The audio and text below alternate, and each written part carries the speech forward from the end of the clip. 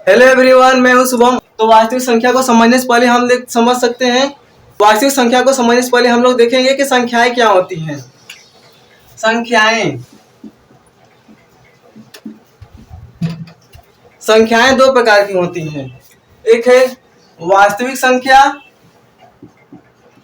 एक होती है वास्तविक संख्या, और दूसरा काल्पनिक संख्या या सम्मिश्र संख्या। दूसरा काल्पनिक संख्या, काल्पनिक संख्या। तो देखिए वास्तविक संख्या क्या होता है। वास्तविक संख्या सभी परिमेय और अपरिमेय संख्याओं के समूह को वास्तविक संख्या कहते हैं। सभी परिमेय और अपरिमेय संख्याओं के समूह को वास्तविक संख्या कहते हैं। और वास्तविक संख्या में जैसे देखिएगा, जैसे 0 हो गया, 1 हो गया, 1/2 हो गया, 5-5/2 हो गया, पाई हो गया, 0.33 हो गया। ये सभी जो है ये वास्तविक संख्या है। जबकि जो काल्पनिक संख्या है ये क्लास 11th में मिलेंगी। इसमें बस आप लोग देख लीजिएगा, जो कि अंडर रूट में -2 हो। -2 हो सकता है, -3 हो सकता है, या ऐसे भी कुछ भी। अब वास्तविक संख्या भी दो प्रकार का होता है। एक परिमेय संख्या और एक अपरिमेय संख्या। परिमेय और अपरिमेय। परिमेय क्या होता है? जिसे p/q के रूप में लिखा जा सके, जिसे p/q के रूप में लिखा जा सके, जिसे p/q के रूप में लिखा जा सके तथा q का मान कभी भी 0 न हो।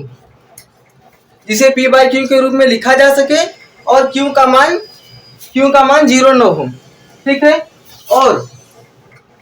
और ये जो p और q एक पूर्णांक संख्या हो। p और q एक पूर्णांक संख्या हो, इसे परिमेय कहते हैं। परिमेय संख्या जिसे p/q के रूप में लिखा जा सके और q का मान 0 न हो तथा p और q एक पूर्णांक संख्या हो। ठीक है। उदाहरण जैसे 2/5, 3, 0.33, 1, और यहाँ पर दिया है कि q का मान 0 न हो। तो q का मान 0 न हो तो q का मान क्यों 0 न हो?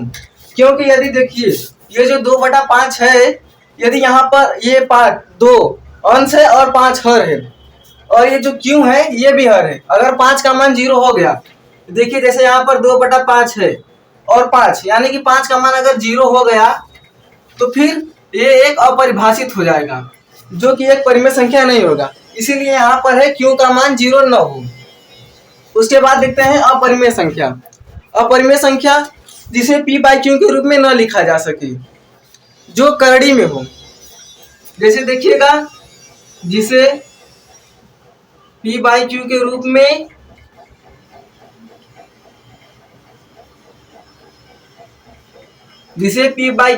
में नहीं लिखा जा सके, जिसे p/q के रूप में नहीं लिखा जा सके, मतलब कि वो करड़ी में हो। करड़ी में हो जैसे देखिएगा, √3, √2। लेकिन इसका मतलब ये नहीं है कि कौड़ी में जो भी संख्या हो वो अपरिमेय होंगी। क्यों नहीं? जैसे देखिएगा √4, कौड़ी में 4, क्या यह अपरिमेय संख्या है? तो नहीं, यह अपरिमेय संख्या नहीं है, यह परिमेय संख्या है। क्यों परिमेय संख्या है? क्योंकि इसका मान अगर हम इसे हल करेंगे तो यदि हम इसे हल करेंगे तो कौड़ी में 2 × 2 आएगा, और जब ये जोड़ा बन जा रहा है तो 2 बाहर निकल जाएगा, और ये 2 एक परिमेय संख्या है। क्यों? क्योंकि इसे p/q के रूप में लिखा जा सकता है और 2 के बटे हम 1 मान सकते हैं। ठीक है। तो अब परिमेय संख्या में हम आगे देखेंगे। ठीक है, तो एक बार देख लेते हैं फिर से। संख्याएं संख्याएं दो प्रकार की होती हैं, एक वास्तविक, एक काल्पनिक। वास्तविक में जैसे 0, 1, 1/2, -5/2, पाई और 0.333, ये सभी एक वास्तविक संख्या होंगी। और यहाँ पर परिमेय परिमेय संख्या जिसे p/q के रूप में लिखा जा सके, के रूप में लिखा जा सके। q का मान 0 न हो। क्यों 0 न हो? क्योंकि देखिए यदि हर का मान 0 हो गया तो अपरिभाषित हो जाएगा। और p और q एक पूर्णांक संख्या हो। p और q एक पूर्णांक संख्या हो। पूर्णांक क्या होता है ये अभी हम आप लोग को बताएंगे। उसके बाद देखिए अपरिमेय जिसे p/q के रूप में नहीं लिखा जा सके, जैसे कि करड़ी में हो। और एक ध्यान दीजिएगा, पाई जो है ये भी एक अपरिमेय संख्या है। ठीक है, और जैसे देखिए इसका मतलब ये नहीं कि करड़ी में सभी संख्याएं अपरिमेय होंगी। यहाँ पर √4 है, ये एक परिमेय संख्या है क्योंकि ये एक पूर्ण वर्ग है। ठीक है, तो हम लोग देखने वाले परिमेय संख्या ये आप लोग के लिए बहुत ही एकदम इजी होने वाला है, क्योंकि ये आपने पहले भी पढ़ चुका है। आपने 6, 7, 8, 9 में ये पहले पढ़ लिया है और 10 में भी यही है। ये बहुत ही आसान होगा। इसमें आप लोग देखेंगे, इसमें होता है एक पूर्णांक। परिमेय संख्या में एक पूर्णांक होगा। पूर्णांक क्या होता है उसे देखेंगे। फिर पूर्ण संख्या होगा, और फिर उसके बाद होगा प्राकृतिक संख्या। परिमेय संख्या में पूर्णांक होगा, पूर्ण होगा और प्राकृतिक संख्या होगा। पूर्णांक क्या होता है उसे देखिए। पूर्णांक जिसमें धनात्मक, ऋणात्मक तथा शून्य तीनों आते हों, जिसमें कि -0 और प्लस, धनात्मक, ऋणात्मक और शून्य तीनों आते हैं, उसे पूर्णांक कहते हैं। जैसे एग्जांपल देखिएगा, जैसे हो गया -2, -1, 0, 1, 2, ऐसे ही अनंत तक, इधर भी अनंत तक। पूर्णांक क्या होता है? जिसमें शून्य भी हो, ऋणात्मक भी हो और धनात्मक भी हो। इसमें देखिएगा शून्य भी है, ऋणात्मक इधर देखिए ऋणात्मक है और इधर धनात्मक है, इसे पूर्णांक संख्या कहेंगे। और पूर्ण संख्या जो शून्य से शुरू हो, अर्थात 0 से शुरू हो, जो 0 से शुरू हो और अनंत तक हो, जो 0 से शुरू हो और अनंत तक हो। ये जो आप लेटा हुआ 8 देख रहे हैं ना, ये 8 नहीं है, ये अनंत है। देखिएगा, जैसे कि जो शून्य से शुरू यानी कि 0 से शुरू हो तो 0 होगा, 1 होगा, 2 होगा, 3 होगा, 4 होगा, ऐसे ही अनंत तक होंगे। पूर्ण संख्या क्या होता है? जो शून्य से शुरू हो और अनंत तक हो, जैसे 0, 1, 2, 3, 4, 5, 6 ऐसे ही अनंत तक होगा। प्राकृतिक संख्या क्या होती है? यदि पूर्ण संख्या में से 0 को हटा दिया जाए तो प्राकृतिक संख्या ही बचेगा, यानी कि जो 1 से शुरू हो और अनंत तक हो, उसे प्राकृतिक संख्या कहते हैं। जैसे देखिएगा, जो 1 से शुरू हो और अनंत तक हो,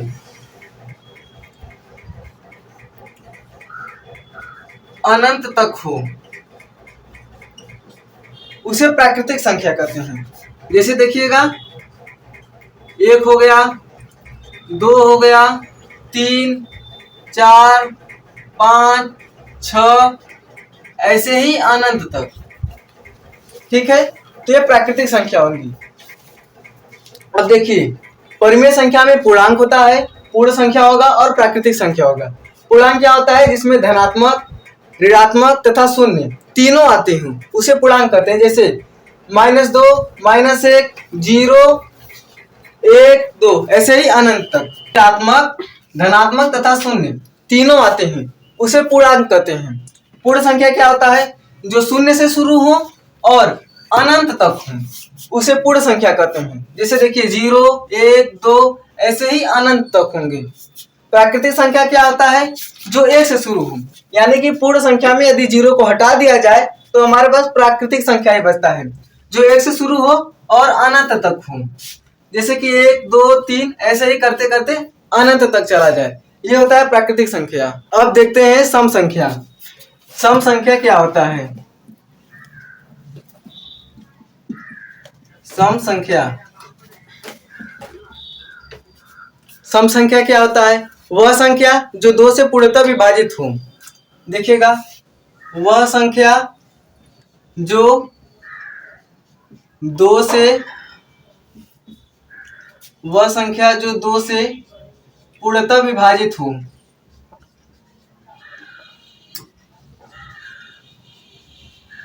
जो 2 से पूर्णतः विभाजित हो उसे सम संख्या कहते हैं। जैसे देखिएगा 2 4 6 8 10 ऐसे ही अनंत तक। सम संख्या वह संख्या जो 2 से पूर्णतः विभाजित हो उसे सम संख्या कहते हैं। जैसे 2 4 6 8 10 ऐसे ही अनंत तक 2 से पूर्णतः विभाजित हो। उसके बाद है विषम संख्या। विषम संख्या किसे कहते हैं? विषम संख्या वह संख्या जो 2 से विभाजित न हो।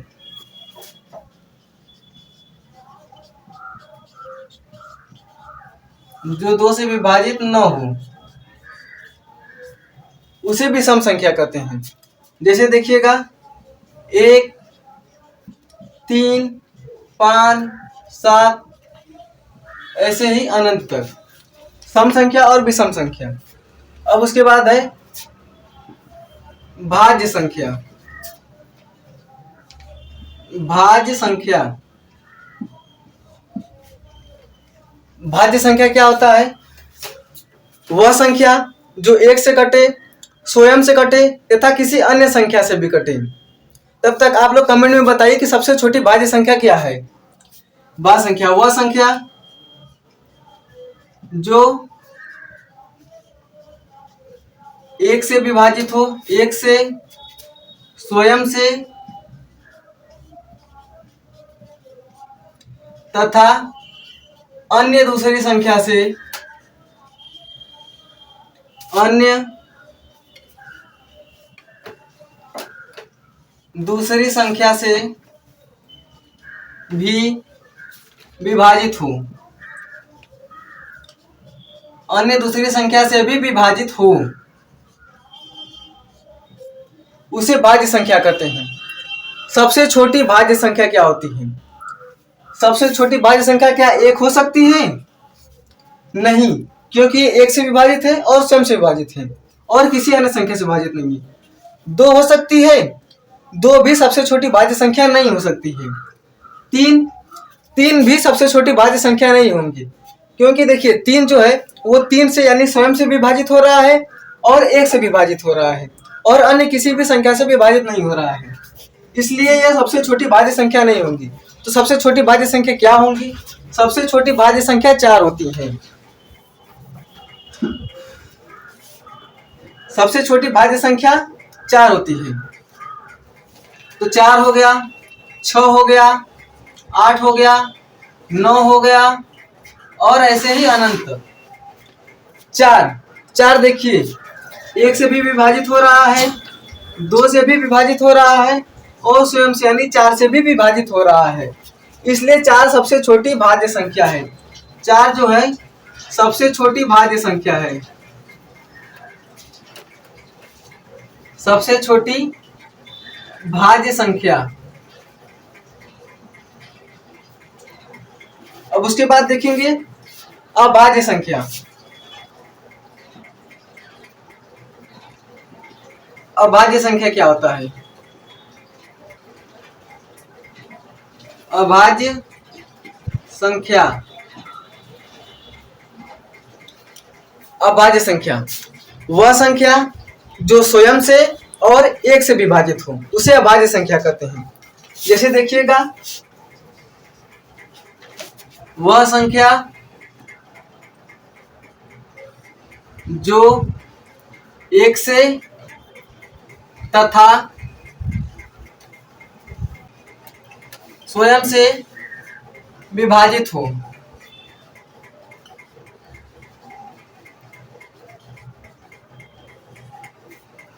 स्वयं से विभाजित हो उसे अभाज्य संख्या कहते हैं। जैसे देखिएगा 2 हो गया, 2 हो गया, 3 हो गया, 5 हो गया, 7 हो गया और ऐसे ही अनंत तक। ये अभाज्य संख्या होती है। तो अभाज्य संख्या क्या होती है? वह संख्या जो एक से तथा स्वयं से विभाजित हो उसे अभाज्य संख्या कहते हैं। सम संख्या वह संख्या जो 2 से पूर्णतः विभाजित हो उसे सम संख्या कहते हैं। जैसे 2, 4, 6, 8, 10 ये सब सम संख्या है। विषम संख्या जो 1 से 3 से जो 2 से विभाजित हो उसे जो 2 से विभाजित न हो उसे विषम संख्या कहते हैं। जैसे 1, 3, 5, 7 ऐसे ही अनंत तक उसे विषम संख्या कहेंगे। भाज्य संख्या क्या है? वह संख्या जो एक से स्वयं से तथा अन्य किसी दूसरे की संख्या से भी विभाजित हो उसे भाज्य संख्या कहेंगे। जैसे 4, 6, 8, 9 भी देखिए 1 से विभाजित हो रहा है, 3 से भी विभाजित हो रहा है और स्वयं से यानी 9 से भी विभाजित हो रहा है, इसलिए भाज्य संख्या होगा। सबसे छोटी भाज्य संख्या 4 होता है। सबसे छोटी भाज्य संख्या 4 होता है। अभाज्य संख्या जो 1 से तथा स्वयं से विभाजित हो, जो 1 से और स्वयं से विभाजित हो उसे अभाज्य संख्या कहते हैं। जैसे 2, 3, 5 ऐसे ही अनंत तक। ठीक है, तो हम लोग देखते हैं HCF। HCF क्या होता है? HCF का फुल फॉर्म होता है हाईएस्ट कॉमन फैक्टर। हिंदी में इसे बोलते हैं मस यानी कि महत्तम समापवर्तक। HCF की परिभाषा वह बड़ी से बड़ी संख्या जो दी गई संख्या को पूर्णतः विभाजित करे। मतलब वह बड़ी से बड़ी संख्या जो दी गई संख्या को पूर्णतः विभाजित करे। जैसे हम ले एक एग्जांपल के थ्रू 6 और 9। तो 6 और 9 का यदि हम HCF निकालें तो इसका होगा 2 into 3 और यदि 9 का HCF निकालें तो 3 into 3। इसमें कामन क्या है? 3, तो इसका HCF होगा 3। देखिए वह बड़ी से बड़ी संख्या यानी कि 3 सबसे बड़ी संख्या है जो 6 और 9 को पूर्णतः विभाजित कर सके। 3 सबसे बड़ी संख्या है जो 6 और 9 को पूर्णतः विभाजित करेगी। इसके अलावा और कोई बड़ी संख्या नहीं है जो 9 को पूर्णतः और 6 को पूर्णतः विभाजित करे। 3 के अलावा और कोई संख्या नहीं है। ऐसे ही एलसीएम होता है लोवेस्ट कॉमन मल्टीपल, लघुत्तम समापवर्तक।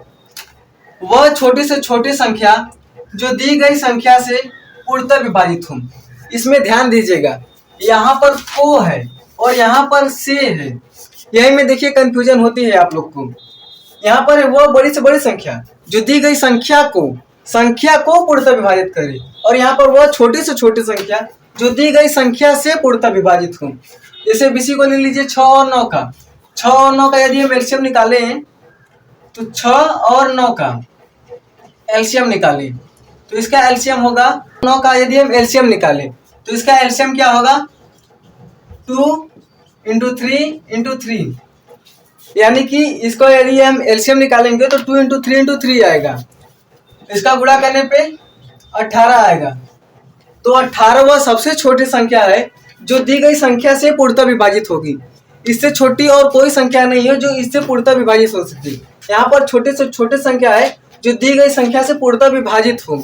तो अब हम लोग देखेंगे इस चैप्टर का एक आखिरी सूत्र है जो कि एक ही सूत्र इस चैप्टर में है, वो है HCF गुणे LCM equal to first number into second number, यानी कि मसा गुणे लसा बराबर पहली संख्या गुणे दूसरी संख्या। इसी फार्मूले को हम इस तरह भी लिख सकते हैं, यानी कि मसा गुणे लसा बराबर दो संख्याओं का गुणनफल। कभी कभी बोर्ड एग्जाम में क्या होता है कि पहली संख्या और दूसरी संख्या न देकर डायरेक्ट लिखा जाता है दो संख्याओं का गुणनफल। उसमें आपको ये सूत्र भी लिख सकते हैं, यही सूत्र आपको लगाना पड़ेगा। और कभी कभी ऐसा भी होता है इसमें से आपको तीन चीजें दी होंगी और लसा पूछ लेगा या फिर मसा पूछ लेगा, या फिर दिया रहेगा कि इसका लसा इतना है और इसका मसा इतना है, पहली संख्या है तो दूसरी संख्या क्या होगी। और या फिर ऐसे भी दे सकता है कि मसा इतना है और दो संख्या का गुणनफल इतना है, तो लसा निकालिए। जैसे देखिएगा इसके लिए तब सूत्र हो जाएगा, अगर लसा निकालना होगा तो लसा और यहाँ पर दो संख्याओं का गुणनफल तो दिया ही है, दो संख्याओं का गुणनफल, दो संख्याओं का गुणनफल, और यहाँ पर मस गुणा में है तो यहाँ पर जाएगा तो भाग हो जाएगा, तो लस बराबर दो संख्याओं का गुणनफल और बटा के मस हो जाएगा।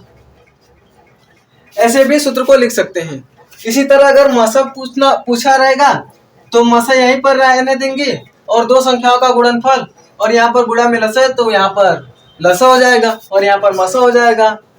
तो प्रश्नावली 1.1 के सभी क्वेश्चन को इजी तरीके से करेंगे, एकदम इजी भाषा में आपको सभी समझ में आएंगे, और वीडियो को अंत तक देखने के लिए बने रहें। तो आइए हम लोग अपना क्वेश्चन अब स्टार्ट करते हैं। हमारा पहला क्वेश्चन है, निम्नलिखित संख्याओं को अभाज्य गुणनखंडों के गुणनफल के रूप में व्यक्त कीजिए। पहला है इसमें वो 140 के अभाज्य गुणनखंड करने हैं, तो हम लोग लिखेंगे पहला देखिएगा 140, हल लिखेंगे 140 के अभाज्य गुणनखंड करना है। तो यहाँ पर देख लेते हैं 140, तो पहले दो से कटेगा 70 टाइम्स, फिर 2 से 35 टाइम्स, फिर देखिए 2 से अब नहीं कटेगा क्योंकि यहाँ पर देखिए जिस संख्या के अंत में 0, 2, 4, 6, 8 ऐसे आता है वो 2 से कटता है, और जिस संख्या के अंत में नहीं आता है वो 2 से नहीं कटता है। तब 3 से ट्राई करेंगे। 3 से कटने का एक विधि है कि जो संख्या दी रहेंगी उसके अंकों को जोड़ लेंगे। यहाँ पर जोड़िए 3 और 5, जोड़ने पर 8 आ रहा है, क्या 8 3 से कट रहा है 8, तो 8 3 से नहीं कटेगा, इसलिए ये 3 से भी नहीं कटेगा। अब 5 से ट्राई करते हैं, तो 5 से देखिए कट जाएगा 7 टाइम्स, और फिर 7 एक बार में कट जाएगा।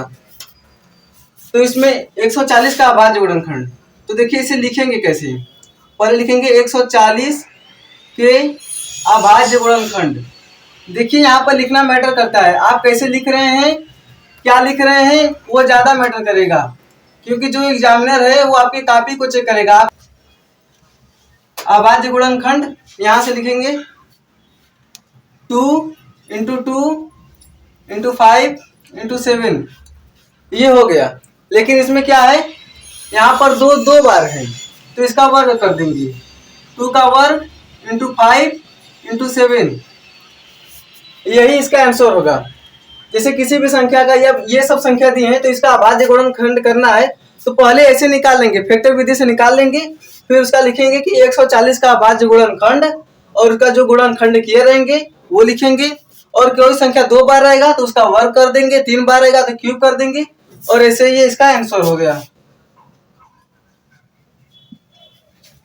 ठीक है, अगला क्वेश्चन करते हैं 156। सेकेंड वाला देखिएगा 156 करना है, तो 156 का पहले हम लोग यहाँ पर कर लेते हैं।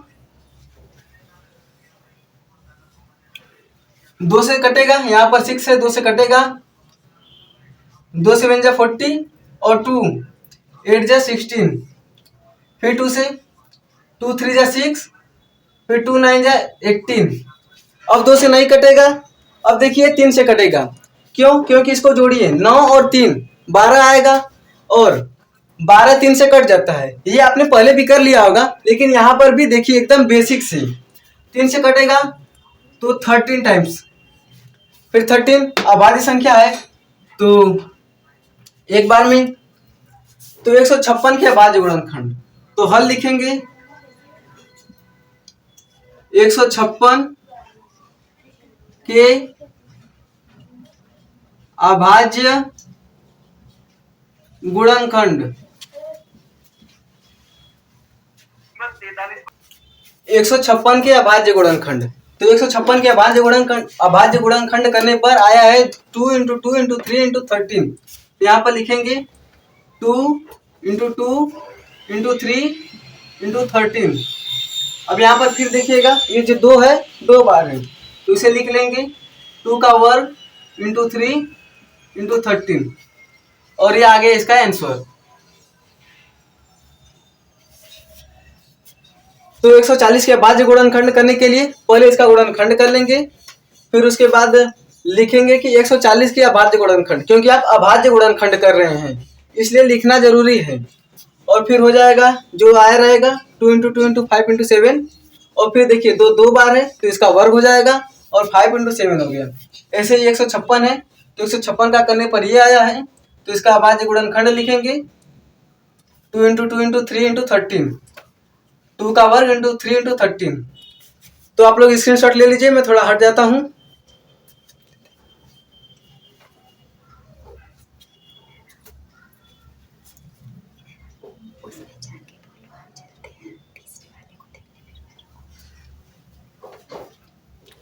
ठीक है, तो आप लोग ने स्क्रीनशॉट ले लिया होगा। अब हम तीसरे वाले को देखेंगे 38-25। ठीक है, तो हम लोग देखने वाले हैं तीसरा वाला जो कि है 3825। तो 3825 के अभाज्य गुणनखंड करेंगे, तो यहाँ पर कर लेते हैं 3825, इसको पहले करेंगे। तो देखिए क्या ये 2 से कट रहा है, इसके आखिरी में 5 है, 5 2 से नहीं कटता है। अब 3 से ट्राई करते हैं, यहाँ पर इसको जोड़ लीजिए 8 3 11, 11 2 13, 13 5 18। तो 18 3 से कटता है, हाँ 3 से कटता है, तो इसलिए यह संख्या भी 3 से कट जाएगी। तो 3 से काटेंगे, 3 1 जा 3, 3 2 जा 6, 3 7 जा 21, 3 5 जा 15। फिर 3 से ट्राई करते हैं, तो 2 1 3, और यहाँ पर 7 5 12, 12 3 15, 3 से कट जाएगा। 3 4 जा 12, 3 2 जा 6, 3 5 जा 15। अब फिर देखिए 3 से कटेगा, जोड़ लेते हैं 4 2 6 6 5 11। तो ये 3 से नहीं कटेगा, तो अब किससे कटेगा? अब 5 से ट्राई करते हैं, तो 5 से देखिएगा 8 टाइम्स 5 8 जा 40, और फिर 5 5 जा 25। फिर 5 से 70 टाइम्स में, फिर 70 अभाज्य संख्या है तो एक करना है, तो लिखेंगे हल। फिर 3825 के अभाज्य गुणनखंड,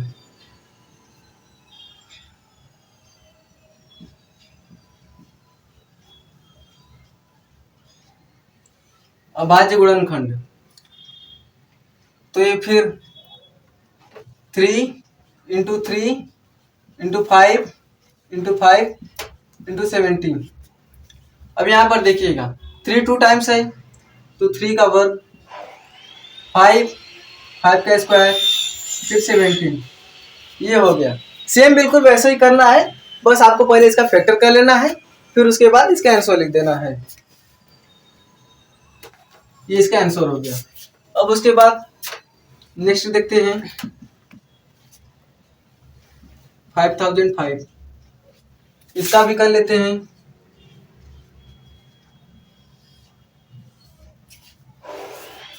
दो से तो कटेगा नहीं, 3 से भी नहीं, 5 से कट जाएगा, क्योंकि किसी भी संख्या के अंत में यदि 0 और 5 रहता है तो वह 5 से कट जाता है। तो देखते हैं 5 1 जा 5, 00 5 1 जा 5। अब यह 5 से तो कटेगा नहीं, तो 7 से देखते हैं। 7 1 जा 7, 7 4 जा 28, 7 3 जा 21। 11 से अब, तो 11 13 टाइम्स, फिर 13 से 1 टाइम। ठीक है, तो हल 505 के अभाज्य गुणनखंड, अभाज्य गुणनखंड क्या है? 5 इंटू 7 इंटू 11 इंटू 13। अब यहाँ पर देखिएगा इसका कोई भी वर्ग नहीं है, यहाँ मतलब कि कोई भी संख्या रिपीट नहीं है, तो इसका आंसर ही यही हो जाएगा। ये हो गया। आप लोग इसका स्क्रीनशॉट ले लीजिए, मैं हट जाता हूं।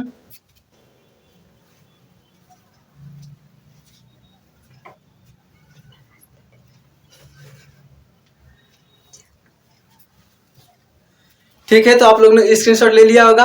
अब हम लोग नेक्स्ट क्वेश्चन करेंगे जो कि इस पहले नंबर का आखिरी है। अब हम लोग देखेंगे जो कि आखिरी है पहले क्वेश्चन का।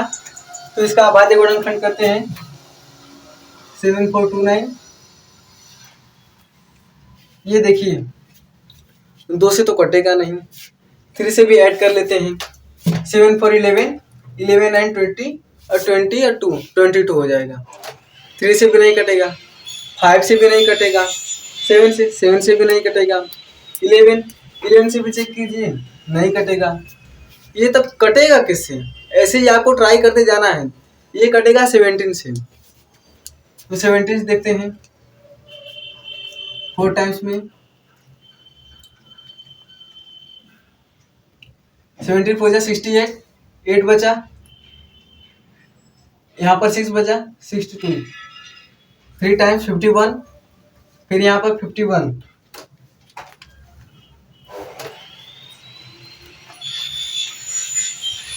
यहाँ पर जाएगा 7 टाइम्स 199। फिर उसके बाद फिर 17 से नहीं कटेगा, अब 19 से, 19 से, तो 19 2 जा, फिर 93 जा, कट जाएगा। फिर 23 एक अभाज्य संख्या है, तो अभाज्य संख्या तो अभाज्य संख्या से ही कटता है। तो इसका हल लिखेंगे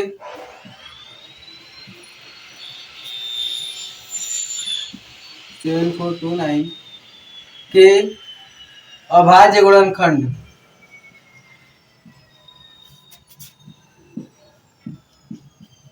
अभाज्य गुणनखंड क्या आया है 17 इंटू 19 इंटू 23। ठीक है, तो ये इसका आंसर हो गया।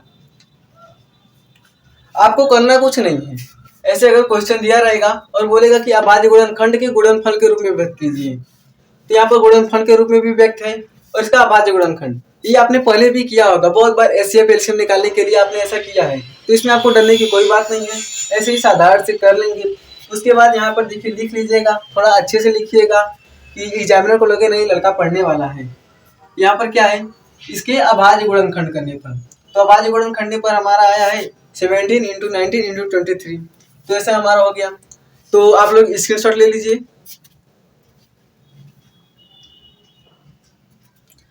तो आप लोग ने स्क्रीनशॉट ले लिया होगा। अब हम लोग नेक्स्ट क्वेश्चन करेंगे, क्वेश्चन नंबर 2। तो आइए अब हम लोग देखने वाले हैं सेकंड क्वेश्चन। सेकंड क्वेश्चन क्या है, पूर्णांकों के निम्नलिखित युग्मों के एचसीएफ और एलसीएम ज्ञात कीजिए। यानी कि ये जो युग्म दिया है इसका एचसीएफ और एलसीएम ज्ञात करना है, और इसके बाद क्या है, इसकी जांच कीजिए कि दो संख्याओं का गुणनफल एचसीएफ गुणे एलसीएम होता है। यानी कि यदि एचसीएफ और एलसीएम आप लोगों ने निकाल लिया तो उसके बाद जांच कीजिए कि क्या यह सही है। तो यानी दो संख्याओं का गुणनफल बराबर एचसीएफ गुणे एलसीएम, ये जो आप लोग देख रहे हैं इतना, ये हमारा ये सूत्र ही होता है, दो संख्याओं का गुणनफल बराबर एचसीएफ इंटू एलसीएम। तो पहला हम लोग हल करते हैं। पहला क्वेश्चन है, देखिएगा 26 और 91। तो इसका पहले हम एचसीएफ निकालेंगे। तो 26 का होगा गुणनखंड आप लोग करके देख लीजिएगा। 26 है 2 टाइम्स 13 से 1 टाइम्स 2 इंटू 13। उसके बाद क्या है 91 का भी ऐसे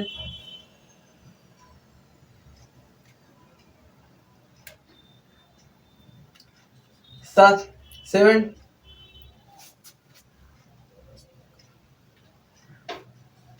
13 91 क्या आया है 7 इंटू 13। अब एचसीएफ कैसे निकाला जाता है, एचसीएफ तो आप लोग पहले भी निकाल चुके होंगे, यहाँ फिर देख लीजिए। एचसीएफ जो दो संख्या दे रहेंगी उसके गुणनखंड में जो कॉमन होगा, यहाँ पर देखिए, यहाँ पर 13 कॉमन है और यहाँ पर भी 13 कॉमन है, तो जो कॉमन होगा वही हमारा एचसीएफ होगा। तो ये हो गया एचसीएफ। एचसीएफ इसमें क्या क्या क्या कॉमन है? 13, तो ये 13 इसका एचसीएफ हो गया। अब एलसीएम निकालने की बारी आई, तो एलसीएम में पहले जो कॉमन रहता है उसे लिख लेते हैं, यानी जो एचसीएफ रहता है उसे लिख लेंगे और बची हुई संख्या को लिखते हैं। क्या है? 2 × 7, यहाँ पर 13, इसका गुणा इसमें करेंगे 14। अब गुणा कर लीजिए, यहाँ पर देखिए 14 और 13, 5 और 13 हो जाए 13, 5, 182, ये आ गया इसका एलसीएम। अब एचसीएफ में आप लोग एक बात ध्यान दीजिएगा, यहाँ पर तो 13 कॉमन था तो मिल गया।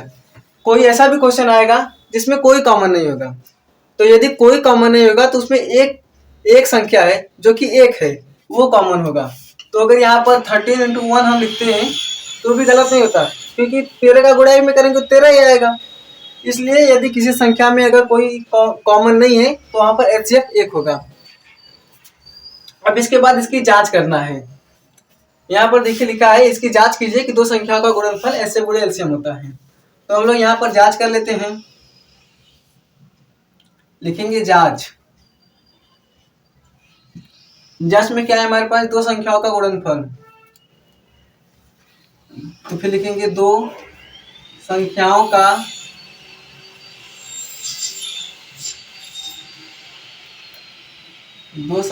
गुणनफल बराबर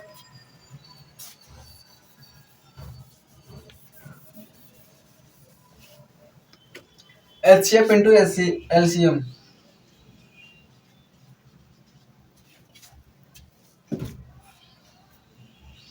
दो संख्या क्या है? 26 और 91, तो 26 × 91, यहाँ पर गुणनफल है तो इसका गुणा कर लेंगे। और जो एचसीएफ रहेगा, एचसीएफ क्या आया हमारा? 30, एलसीएम क्या आया है? 182, इसका गुणा कर लेते हैं, तो इसका गुणा इसमें कर लेते हैं। 91, 26 गुणा करेंगे,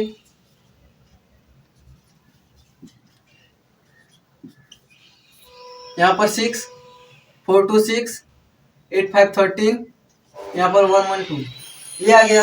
और फिर इसका गुणा कर लेंगे, 182 × 13, यही आ जाएगा। तो देखिए इसका गुणा करने पे आया है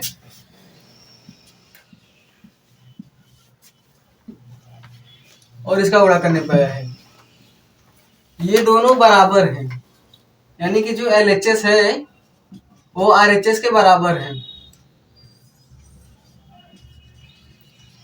अर्थात ये जो हमारा एचसीएफ और एलसीएम आया है वो बिल्कुल भी सही है, वो एकदम सही है। इसका जांच करना होता है। पहला हो गया, अब हम लोग सेकेंड वाला देखते हैं, 510 और 92। तो इसका भी गुणनखंड कर लेते हैं पहले। 510 2 से, फिर 3 से देखिएगा तो 3 से कट जाएगा क्योंकि इसको जोड़ने पर 12 आ रहा है। 3 से,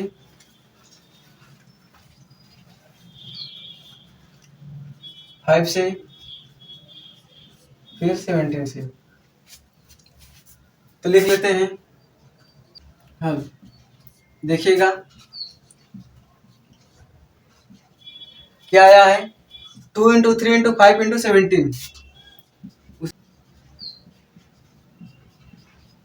5 × 17 ये हो गया।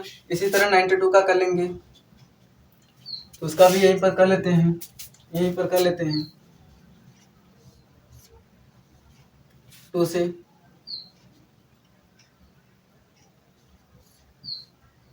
फिर 2 से, फिर 23 टाइम्स से। तो आ रहा है इसका 2 × 2 × 23। एचसीएफ निकाला, हमने बताया ही था आपको। एचसीएफ कैसे निकाला जाता है? जो इसमें कॉमन हो। कॉमन क्या है? यहाँ पर देखिए 2 है और यहाँ पर भी 2 है, इसमें 2 कॉमन है, तो इसका एचसीएफ क्या हो जाएगा? 2। तो इसका एलसीएम 2 हो गया। अब एलसीएम, तो एलसीएम कैसे निकालेंगे? पहले जो कॉमन रहता है उसे लिख लेते हैं, 2 लिख लिए।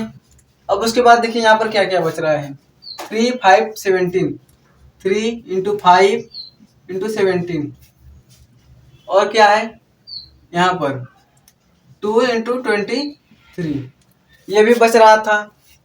अब इसका गुणा कर लेंगे, तो 2 3 जा 6, 6 5 जा 30, 30 इंटू 17, यहाँ से 36 टू जा 46,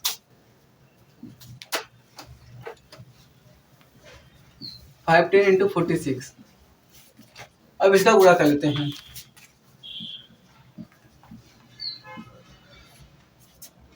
0 30, जोड़ लेते हैं,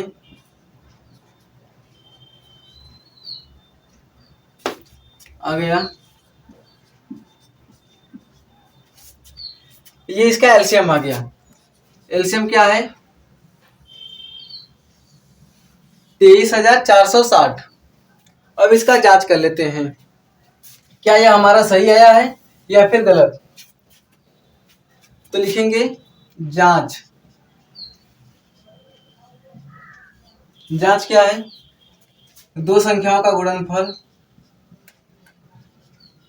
दो संख्याओं का गुणनफल,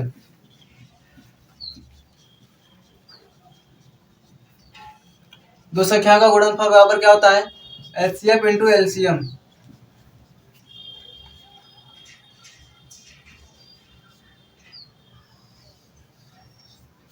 तो दो संख्याएं क्या है? 510 एंड 92, तो लिख लेंगे इंटू 92। एचसीएफ क्या है? 2, और ये एलसीएम। इसका गुणा कर लेते हैं, तो इसका गुणा करेंगे 0 2 9 6 4। इसका गुणा करने पे इतना आया है, और इसका गुणा करेंगे तो भी इतना ही आएगा। आप गुणा कर लीजिएगा, ये आ गया आंसर। ऐसे ही इसको भी करेंगे। तो आप लोग स्क्रीनशॉट ले लीजिए, मैं हट जाता हूं।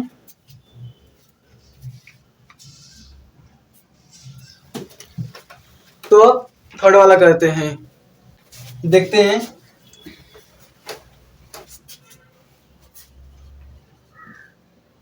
थ्री 336,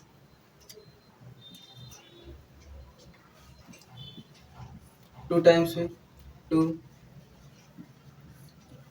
फिर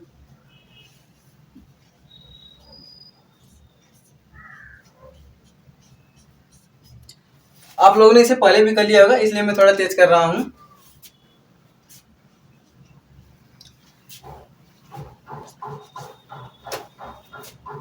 हल लिखेंगे और फिर इसका लिख लेंगे।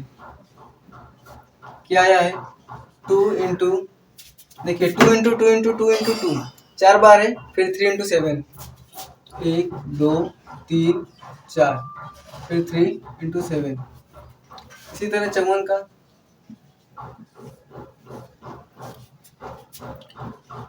2 से 27, फिर 3 से 9, फिर 3 से 3, फिर 3 से 1।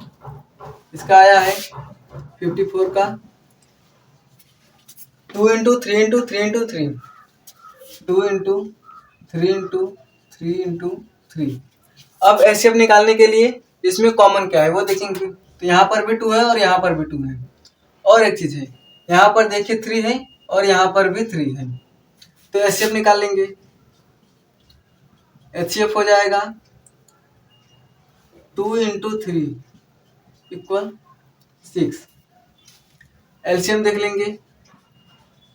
एलसीएम जो कॉमन रहता है उसे लिख लेंगे। यहाँ पर 6 आ गया, उसे लिख लेंगे। फिर इंटू जो बचा उसे लिख लेंगे। 2 इंटू 2 इंटू 2 इंटू 7, फिर 3 इंटू 3। अब इसका गुणा कर लीजिए। 6 दूना 12, 12 6 दूना 12, 12 दूना 24, 24 दूना 48। इधर से 3 3 जा 9, 7 इंटू 9। इसका गुणा करेंगे इसमें तो आएगा 324। अब इसकी जांच करेंगे तो इसका ये एलसीएम हो गया। जांच करेंगे क्या है एचसीएफ, तो जांच एचसीएफ गुणे एलसीएम मैं लिख देता हूँ। दो संख्याओं का गुणनफल एचसीएफ गुणे एलसीएम होता है। मैं लिख देता हूँ, आप लोग सूत्र लिखे करिएगा। क्या है 336 एंड 54 इसका गुणा, और उसके बाद 6 इंटू एलसीएम में आया है 324। अब इसका गुणा कर लेते हैं। 324 इंटू 6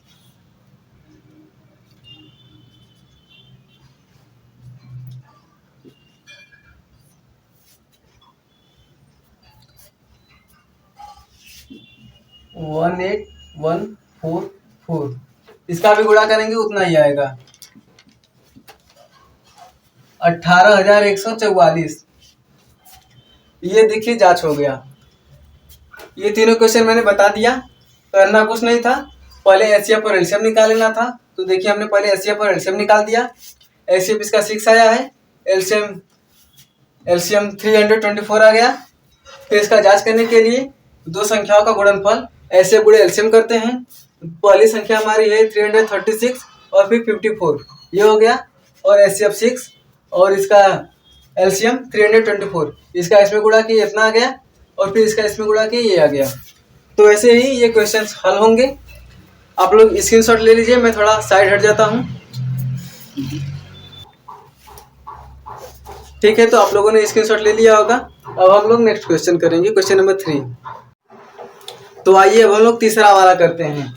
तीसरे वाले में क्या करना है, अभाज्य गुणनखंडन विधि द्वारा निम्नलिखित पूर्णांकों के एचसीएफ तथा एलसीएम ज्ञात करना है। तो पहला है 12, 15 और 21।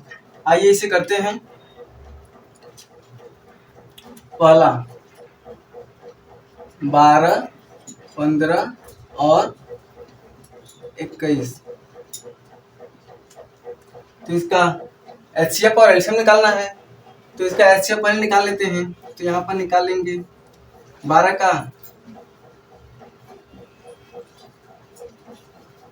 का अभाज्य गुणनखंड आया है 2 इंटू 2 इंटू 3।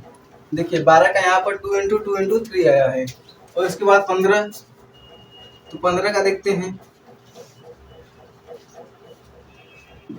15 का 3 इंटू 5 आया है। ऐसे ही 15 का 3 इंटू 5, और 21 का देखते हैं। 21 का 3 इंटू 7। अब देखिए एचसीएफ जो तीनों में कॉमन हो, तो यहाँ पर देखिए, यहाँ पर भी 3 है, यहाँ पर भी 3 है, और यहाँ पर भी 3 है।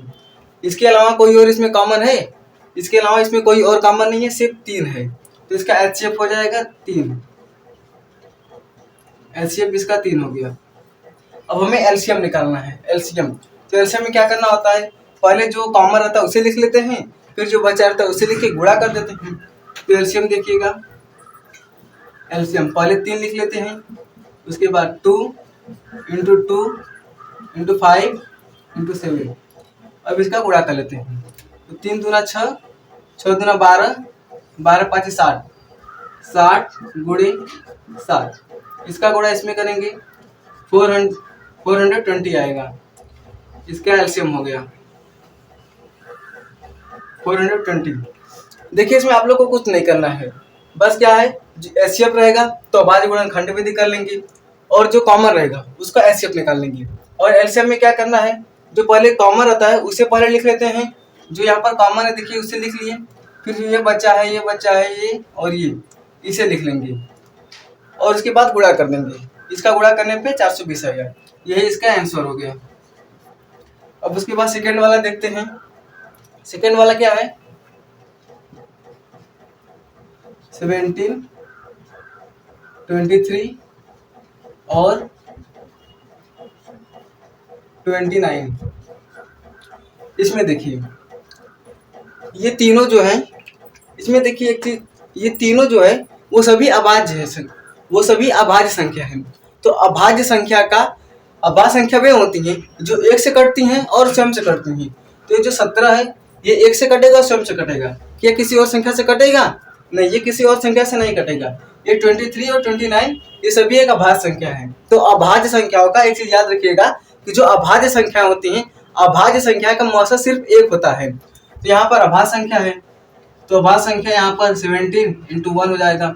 किसी से नहीं कटेगा लेकिन एक से तो कटेगा। और अभाज्य संख्या भी वही होती है जो किसी से न कटे परंतु एक से कटे, जो एक से कटे और स्वयं से कटे, उसे अभाज्य संख्या कहते हैं। और 23, तो इसका भी 23 × 1 होगा। 29, इसका भी 29 × 1 होगा। अब देखिएगा ये जो संख्याएं हैं ये सभी अभाज्य हैं, इसमें कॉमन सिर्फ एक है, एक जो है वो कॉमन है, तो इसका HCF होगा 1। अब एलसीएम निकालने के लिए या तो आप इसे ट्रिक समझे या फिर कैसे हल करते हैं वो देखिए। तो इसमें क्या करना है, जो भी यदि आपको अभाज्य संख्याओं का एलसीएम निकालना हो, जो भी संख्याएं दे रही है उसका आपस में गुणा कर दीजिए। और यहाँ पर भी ऐसे भी देखिए, अगर 17 है तो 17 बचा, 23 और 21 29, यहाँ पर भी आपको गुणा ही करना होता है। तो इसका एलसीएम में क्या है, 17 × 23 × 29, इसका आप लोग गुणा कर लीजिए। तो यहाँ पर 1 2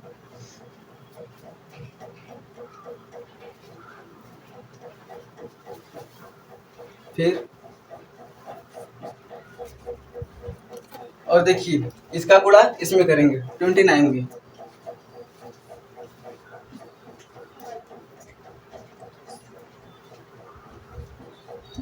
फिर इसका इसमें करेंगे,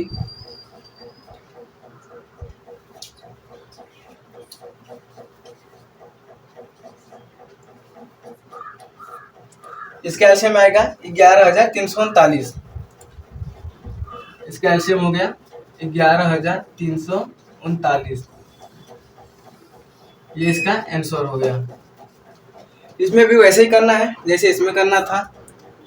तो आप लोग स्क्रीनशॉट ले लीजिए, मैं थोड़ा साइड हो जाता हूँ।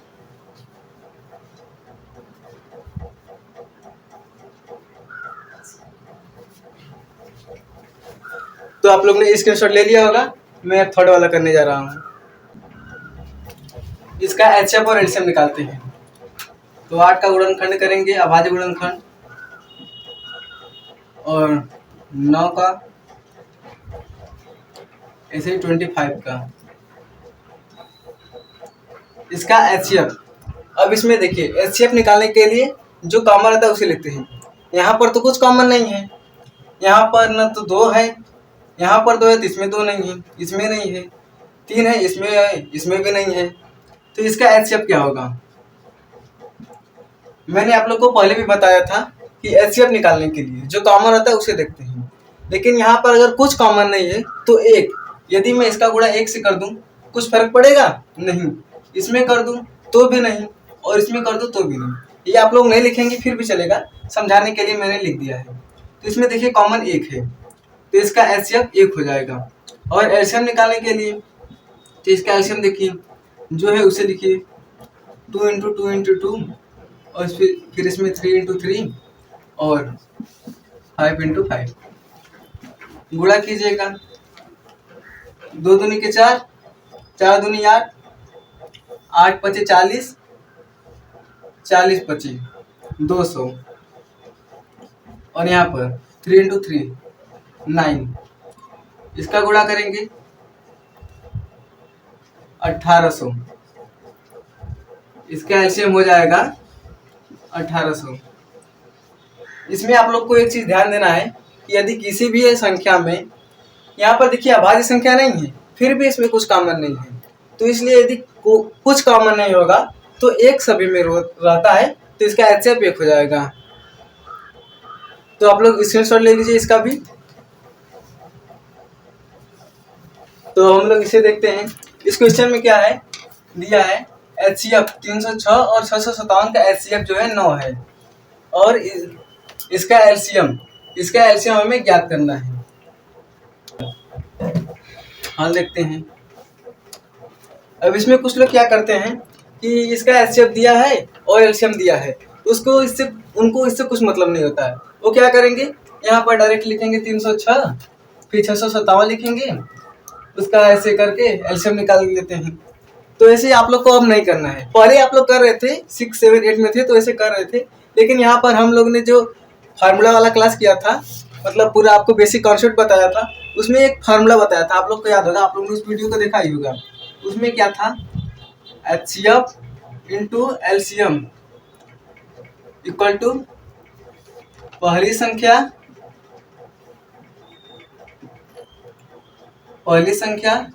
इंटू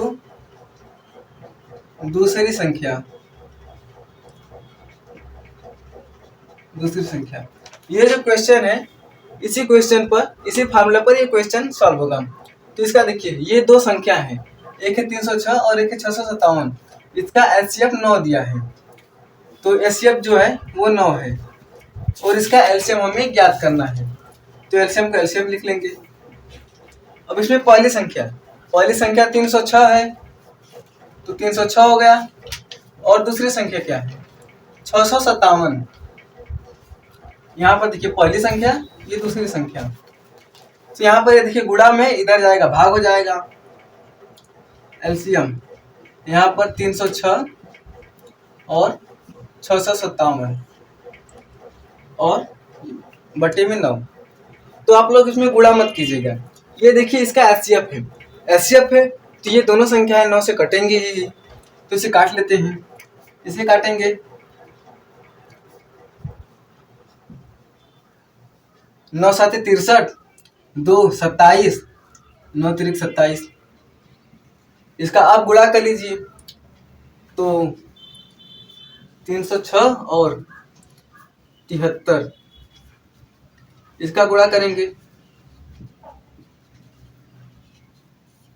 यहाँ पर जोड़ लेंगे।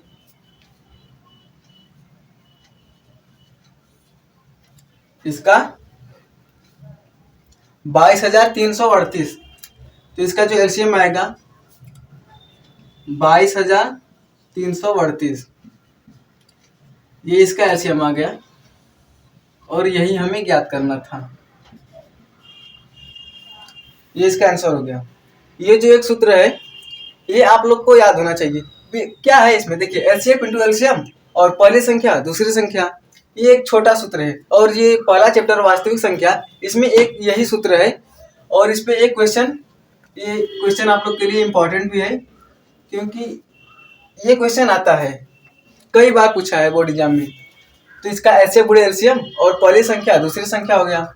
एचसीएफ 9 दिया था, 9 लिख लिए। एलसीएम ज्ञात करना है, तो एलसीएम को एलसीएम में लिख लिए। पहली संख्या 306 है, दूसरी संख्या 657 है, 306 इंटू 657 लिख लिए। एलसीएम निकालना था, तो एलसीएम को यहीं पर आने दिए, 9 यहाँ पर गुणा था, यहाँ पर जाएगा, भाग हो जाएगा। इसको इससे काट लिए, 73 आ गया। इसका इसमें गुणा करें तो 22,338 आ गया। आप लोग इसका स्क्रीनशॉट ले लीजिए, मैं साइड हो जाता हूँ।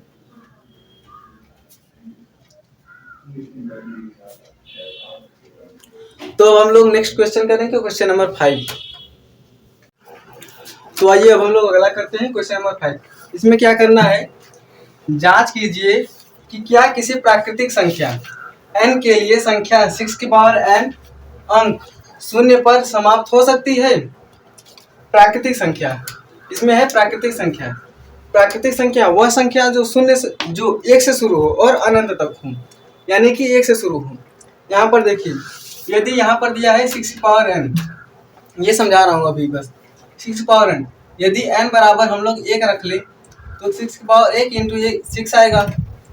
उसी तरह यदि n बराबर 2 रख ले, यदि 6 की पावर 2 रखेंगे फिर भी आएगा 36, और n बराबर 3 रख ले तो यहाँ पर आएगा ये। तो देखिए यहाँ पर क्या है कि जांच कीजिए कि क्या किसी प्राकृतिक संख्या n के लिए, यानी कि ये सभी जो है प्राकृतिक संख्या है, इसके लिए संख्या 6 की पावर n अंक शून्य पर समाप्त हो सकती है। क्या आप लोग देखिए यहाँ पर ये कभी शून्य पर समाप्त हो रही है? तो इसका आंसर नहीं होगा। तो फिर इसका आंसर लिखेंगे कैसे, उसे देखते हैं। देखिए इसमें लिखना होता है, क्या है, यदि किसी संख्या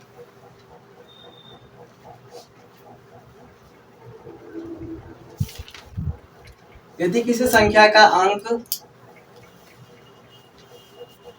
शून्य पर, शून्य यानी कि 0, शून्य पर समाप्त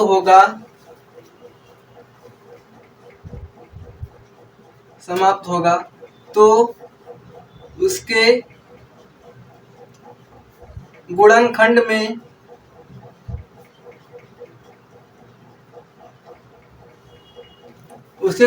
में कम से कम एक बार 5 आना चाहिए।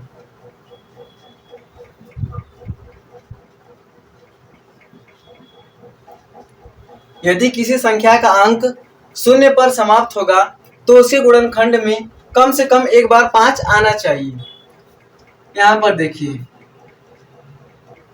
चूंकि 6 की पावर n का गुणनखंड क्या है, 2 × 3, इसमें देखिए 5 आ रहा है, तो ये 6 पर समाप्त नहीं होगा। तो इसका लिखेंगे, अतः 6 की पावर n अंक शून्य पर समाप्त नहीं होगा। आप लोगों ने यहाँ देख लिया, किसी भी प्राकृतिक संख्या के लिए यदि 6 पावर n है तो उसका अगर हम प्राकृतिक संख्या रख रहे हैं तो ये आ रहा है, ये शून्य पर समाप्त नहीं हो रहा है। यदि समाप्त होगा तो उसके गुणनखंड में कम से कम एक बार 5 आना चाहिए। उसके गुणनखंड में कम से कम एक बार 5 आना चाहिए। इसलिए ये जो इसका गुणनखंड है 2 × 3 है और इसके गुणनखंड में 5 आ नहीं रहा है, तो अतः 6 पावर n अंक शून्य पर समाप्त नहीं होगा। ऐसे ही आप लोग के एग्जाम्पल में क्वेश्चन है, उसे भी नोट कर लीजिएगा कि जांच कीजिए कि क्या किसी प्राकृतिक संख्या n के लिए संख्या 6 पावर n, यहाँ पर 6 की पावर n न देकर 4 की पावर n दिया है, तो इसका भी गुणनखंड कीजिए। इसका गुणनखंड 2 × 2 आ रहा है। इसके भी क्या गुणनखंड में देखिए 5 आ रहा है, इसके गुणनखंड में 5 नहीं आ रहा है, तो ये भी नहीं शून्य पर समाप्त होगा, शून्य पर समाप्त नहीं होगा।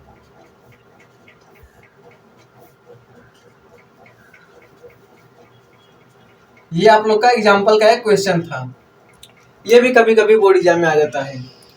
तो समझ में आ गया होगा। आप लोग इसका स्क्रीनशॉट ले लीजिए, मैं साइड हो जाता हूँ।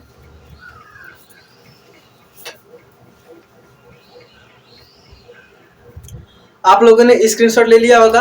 अब हम लोग क्वेश्चन नंबर 6 करेंगे, इसके बाद नेक्स्ट क्वेश्चन। तो हम लोग क्वेश्चन नंबर 6 करेंगे। इसमें क्या है, व्याख्या कीजिए कि 7 × 11 × 13 + 13 और 7 × 6 × 5 × 4 × 3 2 1 और +5 भाज्य संख्याएं क्यों हैं। इसका मतलब ये सभी जो दिए हैं, ये एक क्वेश्चन है, ये एक क्वेश्चन है, ये दो अलग अलग क्वेश्चन हैं। ये जो संख्या है यह भाज्य संख्या है, तो आप लोग को इसमें बताना है कि यह भाज्य संख्या क्यों है। तो इसका हल करते हैं। यहाँ पर देखिएगा दिया है 7 × 11 × 13 + 13। इसमें देखिएगा भाज्य संख्या क्या होता है, हमने आपको बताया ही था, आपने वो वाला वीडियो देखा ही होगा, फिर से देख लीजिए एक बार। भाज्य संख्या वह संख्या जो 1 से कटे, स्वयं से कटे तथा किसी अन्य संख्या से भी कटे। तो हमें बस वही यहाँ पर प्रूव कर देना है कि देखिए ये संख्या जो है, ये जो दिया है वो एक से भी कट रहा है, स्वयं से भी कट रहा है और अन्य किसी संख्या से भी कट रहा है। तो इसे हल करेंगे। इसमें देखिए 13 यहाँ पर भी है, 13 यहाँ पर भी है, तो इसमें 13 कॉमन ले लेंगे। यहाँ पर अगर 13 कॉमन ले लिए तो यहाँ पर 7 इंटू 11 इंटू 1 बचा। फिर यहाँ से 13 चला जाएगा। देखिए कॉमन लेने में भी बहुत लोग गलती करते हैं। यहाँ 13 है और यहाँ से अगर 13 चला गया तो यहाँ पर कितने लोग क्या लिखते हैं कि 0 लिख देंगे। तो 0 नहीं, यहाँ पर 1 बचेगा, इसमें 1 बचेगा। अगर 13 चला गया तो 1 बचा। फिर इसे हल करेंगे तो यहाँ पर 77 प्लस 1 और 13 इंटू 78, इसको जोड़ेंगे तो 78 आएगा। अब ये देखिए आप लोग, ये जो है ये तो 1 से कट ही जाएगा। इसका गुणा मत कीजिएगा आप लोग, गुणा करेंगे फिर वो लॉन्ग हो जाएगा। यहीं से क्वेश्चन आगे हल हो जाएगा, बस इतना इसमें है।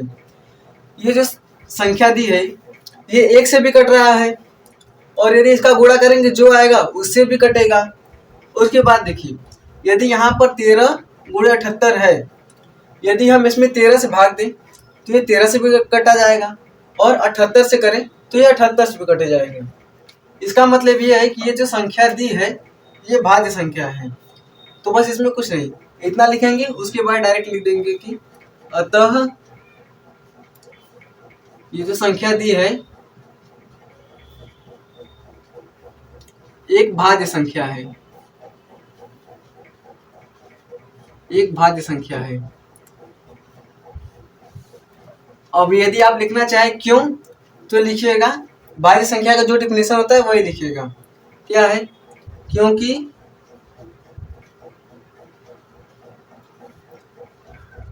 भाज्य संख्याएं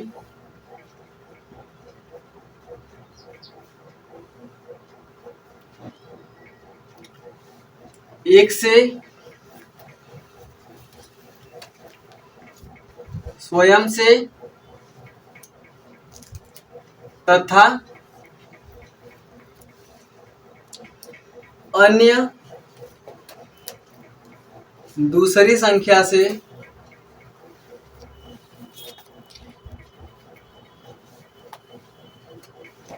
भी विभाजित होती हैं। अन्य दूसरी संख्या से भी विभाजित होती हैं।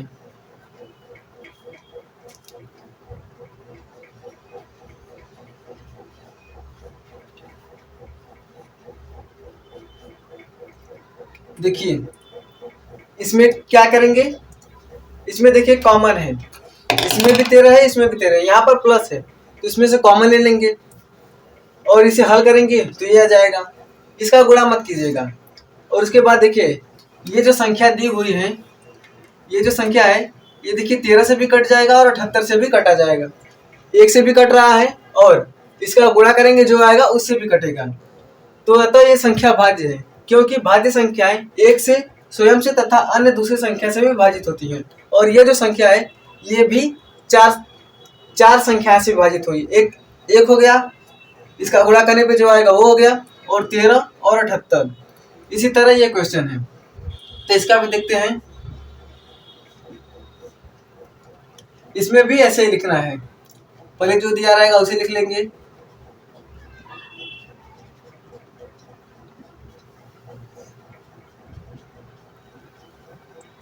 इसमें देखिए यहाँ पर भी 5 है और यहाँ पर भी 5 है, तो 5 कॉमन ले लेते हैं। यहाँ पर अगर 5 कॉमन ले लेंगे तो यहाँ पर बचेगा 7 और 6 है। 6 का गुणनखंड करेंगे, या फिर वैसे भी लिख सकते हैं, लेकिन गुणनखंड करके लिखेगा और अच्छा रहेगा।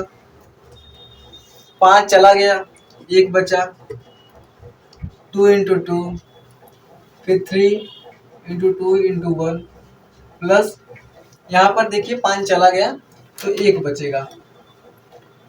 इसका भी गुणा कर लीजिए, ऐसे भी छोड़ सकते हैं क्योंकि देखिए ये सभी संख्याएं भाज्य है और यहाँ पर ये है, इसका गुणा करेंगे तो कुछ ना कुछ तो आएगा ही।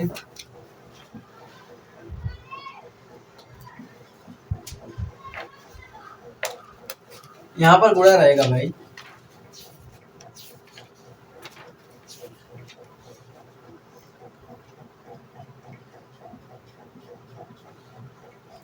ये ब्रैकेट में है, इसका गुणा इसमें कीजिएगा, यहीं पर कर लेते हैं।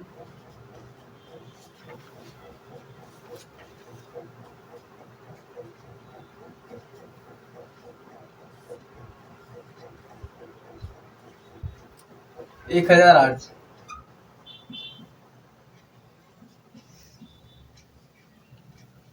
अब देखिए इसमें भी सेम ऐसे ही लाइन लिखना है। ये जो संख्या आया है 5 गुणे 1008, ये संख्या 1 से भी कटेगा, गुणा करने पर जो आएगा उससे भी कट रहा है, और ये 5 से भी कटेगा, और 1008 से यदि हम इसमें भाग करें तो भी कट जाएगा। तो इसमें बस ऐसे लिख दीजिएगा कि अतः ये जो संख्या दी हुई है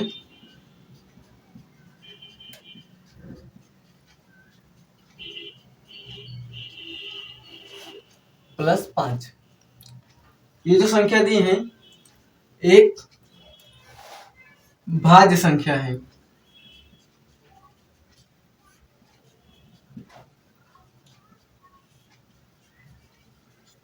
एक भाज्य संख्या है। इसके नीचे आप ये लाइन लिख सकते हैं, क्योंकि भाज्य संख्याएं एक से, स्वयं से तथा अन्य दूसरी संख्या से भी विभाजित होती हैं। तो आप लोग इसका स्क्रीनशॉट ले लीजिए, मैं थोड़ा साइड हो जाता हूं।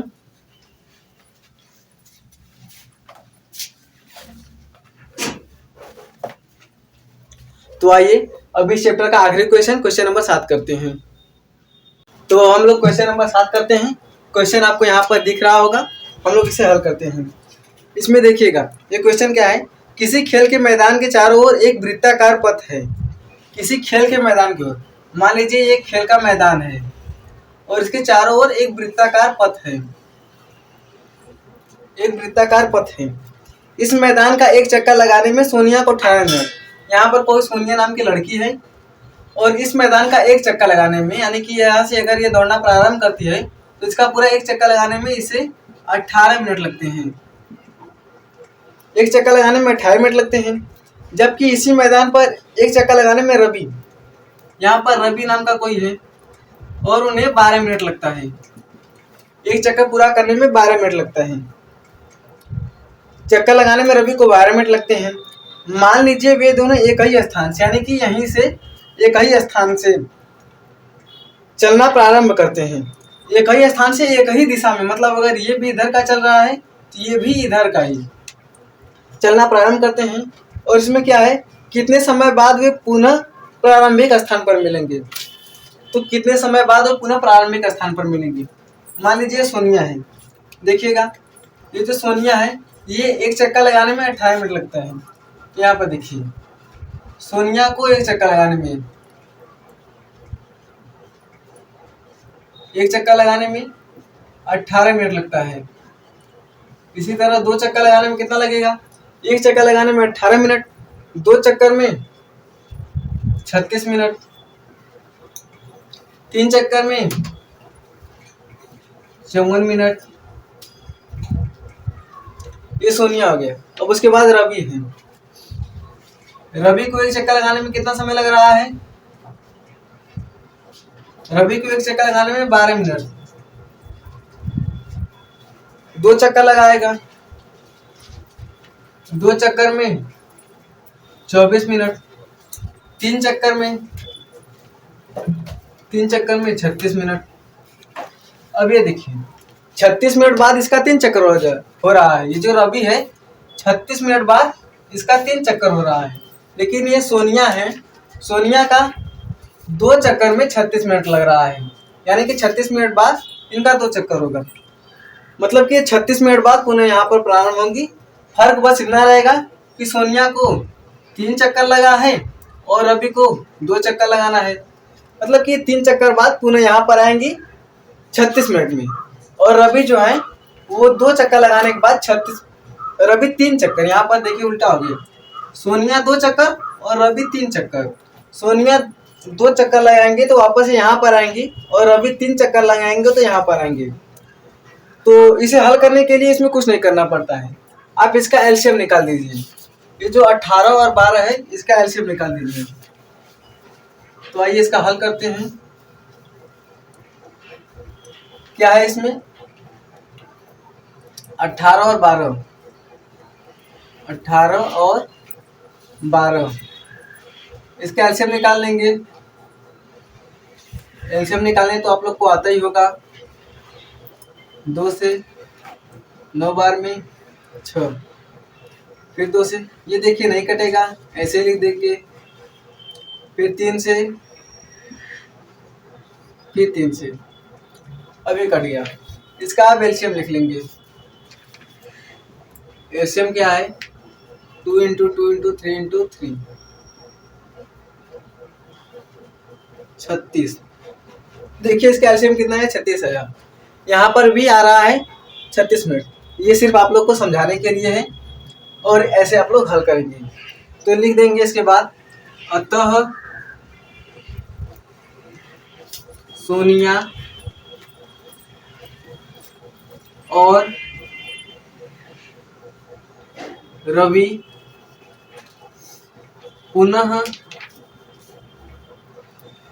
36 मिनट बाद प्रारंभिक स्थान में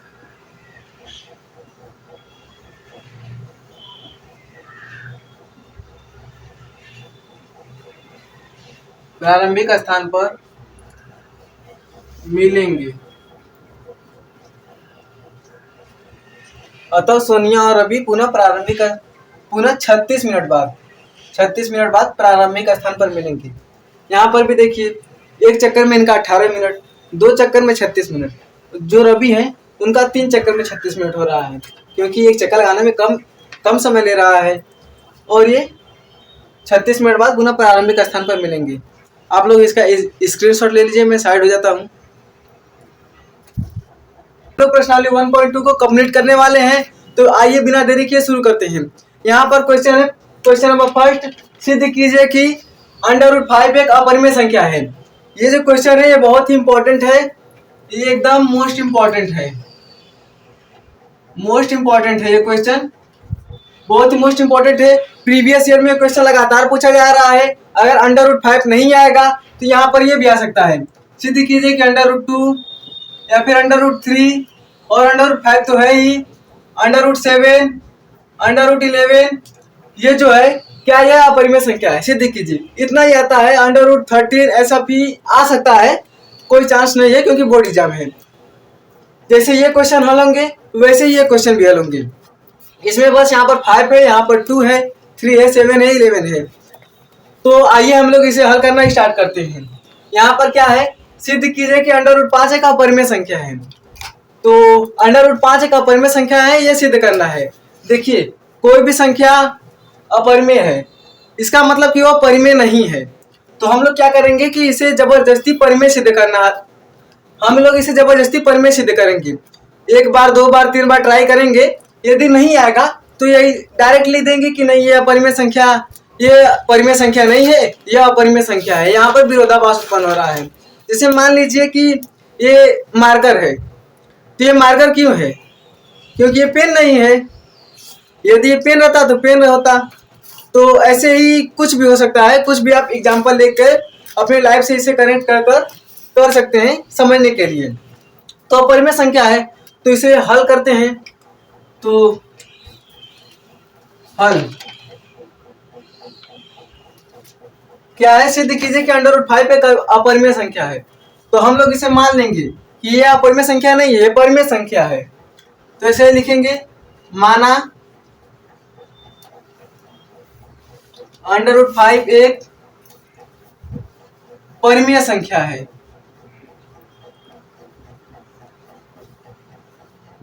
√5 एक परिमेय संख्या है।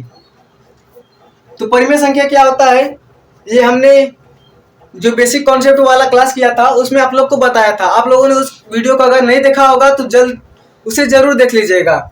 उसमें मैंने आप सभी के पूरे इस वास्तविक संख्या के पूरे बेसिक कॉन्सेप्ट जितने भी होते हैं, परिमेय, परिमेय, वास्तविक, भाज्य, भाज्य, सम, विषम, जितना भी होता है सब क्लियर किया है। आप लोग उस वीडियो को जरूर देखिएगा। तो परिमेय संख्या क्या होती है, जिसे p बाई क्यू के रूप में लिखा जा सके।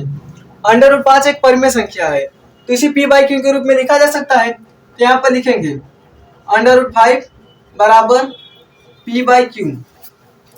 इसका एक यहाँ पर होता है कि q का मान 0 ना हो। q का मान 0 क्यों ना हो, यह भी हमने उस बेसिक कॉन्सेप्ट वाले क्लास में बताया था। तो पहला दिन पहली क्लास, थंबनेल पे लिखा हुआ पहला दिन पहली क्लास, उस वीडियो को आप लोग जरूर देखिएगा। वीडियो का लिंक आपको डिस्क्रिप्शन बॉक्स में और इंड स्क्रीन पर भी आप लोगों को दिख जाएगा। आप लोग उस वीडियो को जरूर देख लीजिएगा। तो यहाँ पर क्या है कि अंडर रूट 5 बराबर p बाई क्यू, यहाँ पर q का मान 0 ना हो। इसके साथ एक और चीज लिख लीजिएगा कि p और q सहअभाज्य संख्या है। p और q सहअभाज्य संख्या है।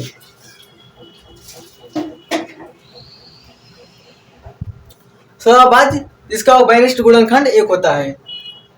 इसके बाद दोनों पक्षों का वर्ग कर देंगे, तो लिखेंगे दोनों पक्षों का वर्ग करने पर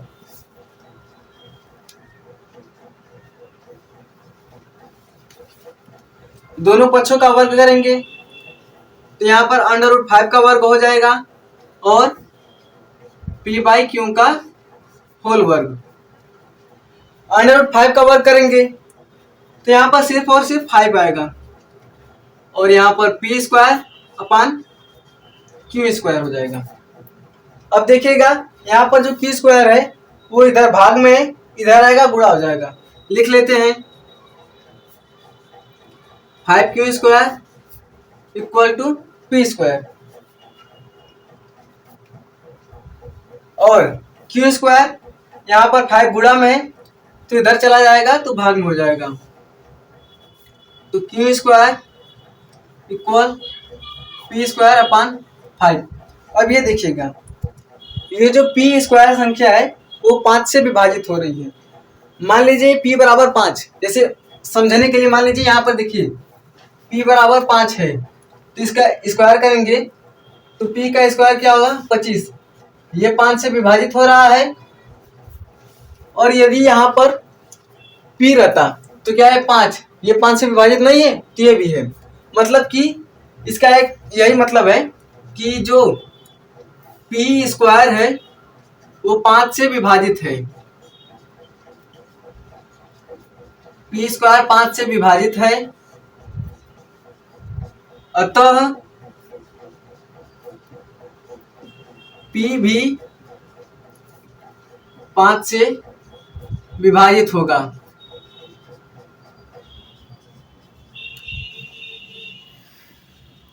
अतः p भी 5 से विभाजित होगा।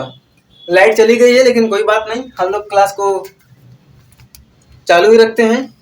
तो यहाँ पर देखिए था p भी 5 से विभाजित होगा। इसी तरह p का मान कुछ मान लेंगे और उसके बाद यहाँ पर दिखा देंगे कि q स्क्वायर 5 से विभाजित है तो q भी 5 से विभाजित होगा। तो अब इसे आगे स्टार्ट करते हैं।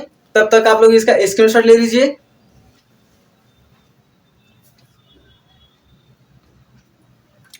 आप लोगों ने स्क्रीनशॉट ले लिया होगा। अब इसे आगे स्टार्ट करते हैं। तो आइए आगे स्टार्ट करते हैं। क्या है यहाँ पर q square equal to p square upon 5। अब यहाँ पर मान लेंगे यही है, यही लिखे हैं, उसके बाद ये रहेगा। तो यहाँ पर मान लेंगे p बराबर 5c। यहाँ पर c के अलावा आप कुछ और भी मान सकते हैं, जैसे a b c कुछ भी। तो यहाँ पर अगर p का मान हम 5c माने हैं तो q स्क्वायर बराबर हो जाएगा 5c का स्क्वायर अपान 5। देखिएगा अब आगे q स्क्वायर बराबर 25c स्क्वायर अपान 5। अब ये इससे कट जाएगा। q स्क्वायर बराबर 5c स्क्वायर। अब यहाँ पर देखिए ये 5 है, c स्क्वायर से गुणा में है, इधर आएगा भाग में हो जाएगा। तो q square upon 5 equal C square, C square हो गया। अब ये देखिए, जैसा पी स्क्वायर के लिए था वैसा ही क्यू स्क्वायर के लिए भी हो गया। तो यहाँ पर भी वैसे लिख देंगे कि क्यू स्क्वायर 5 से विभाजित है और क्यू भी 5 से विभाजित है। तो बस यहीं पर लिख देंगे। आप लोग फिर से लिखिएगा कि जो क्यू स्क्वायर है, क्यू स्क्वायर 5 से विभाजित है अतः क्यू भी 5 से विभाजित होगा। देखिए, हम लोग ने जब स्टार्ट में माना था कि पी और क्यू सअभाज्य संख्या है, सअभाज्य संख्या, लेकिन इसका उभयनिष्ठ गुणनखंड 5 भी आ रहा है, क्योंकि 5 जो है वो क्यू स्क्वायर को भी विभाजित कर रहा है और पी स्क्वायर को भी विभाजित कर रहा है। मतलब यहाँ की विरोधाभास उत्पन्न हो रहा है। तो आप लोग इसे यहाँ पर लिखिएगा, हम यहाँ पर लिख देते हैं अतः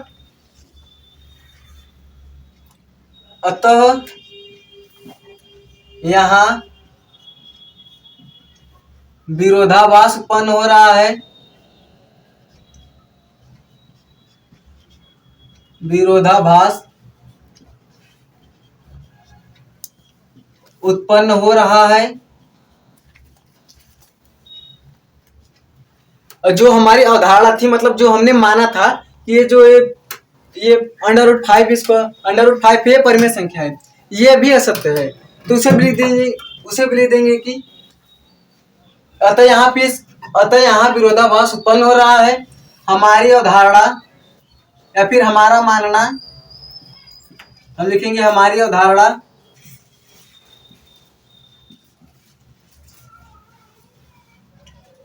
अवधारणा असत्य है।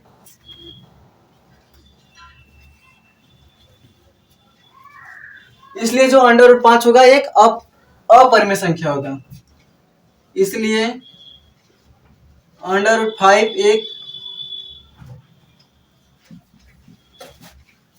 अपरिमेय संख्या है।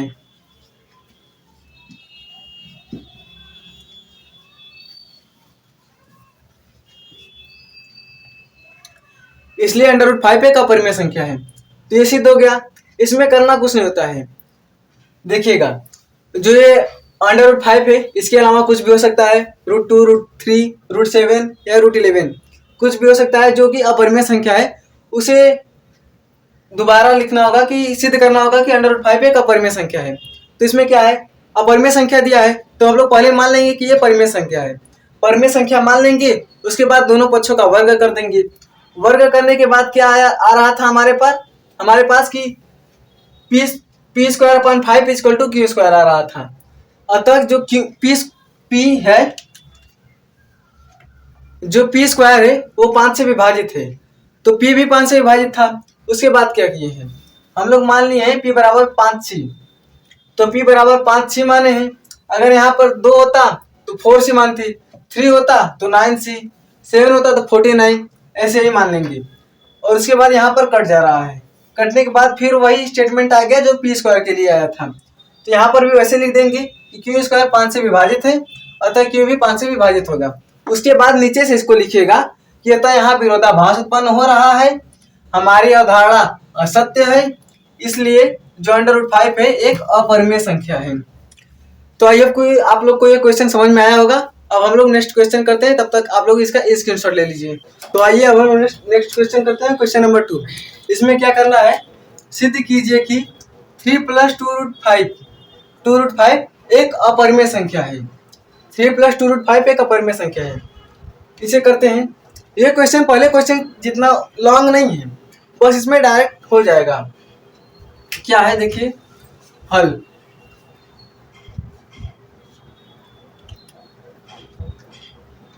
ये भी क्वेश्चन मोस्ट इंपॉर्टेंट है,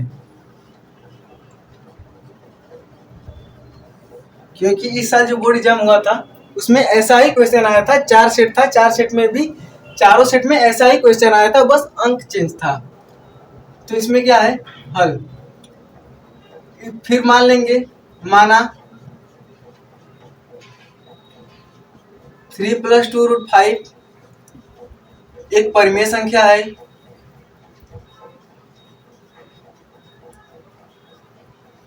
एक परिमेय संख्या है।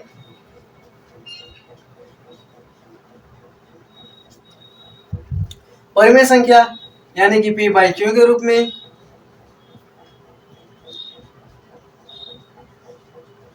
जहां P और Q, जहां Q का मान 0 न हो, Q का मान 0 न हो।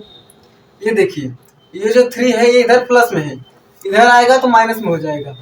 तो इसे हम ऐसे ना लिख के ऐसे भी लिख सकते हैं 2√5 P/Q -3। तो ये जो है ये 3 प्लस में था, इधर आया माइनस में हो गया, तो हम लोग ने इसे ऐसे लिख दिया। उसके बाद ये देखिए, ये जो 2 है यहाँ पर इनटू है, 2 और √5 के बीच में गुणे का चिन्ह है, लिखा नहीं रहता है लेकिन होता वही है। तो √5 इक्वल P/Q -3, और ये जो 2 है यहाँ पर गुणा में, इधर जाएगा भाग हो जाएगा, तो ये पूरा के बटा 2 हो गया। अब ये देखिए आप लोग, ये संख्या है, ये संख्या P/Q के रूप में है, लेकिन ये जो √5 है ये एक अपरिमेय संख्या है, और ये P/Q के रूप में यानी कि परिमेय संख्या है। यहाँ पर हम लोग को दिख रहा है कि जो अपरिमेय है वो परिमेय के बराबर है। तो ऐसा हो सकता है? ऐसा कभी नहीं हो सकता, क्योंकि जो परिमेय संख्या है वो अपरिमेय संख्या के कभी भी बराबर नहीं होता है। बस वही लिख देंगे और ये क्वेश्चन सॉल्व हो जाएगा। तो क्या है, ये जो संख्या है, चूंकि P/Q -3 पूरे के बटे 2 एक परिमेय संख्या है, ये एक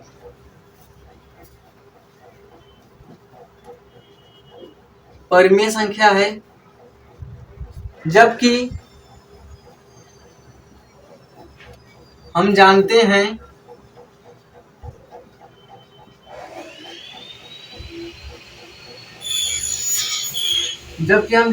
कि ये जो √5 है ये एक अपरिमेय संख्या है।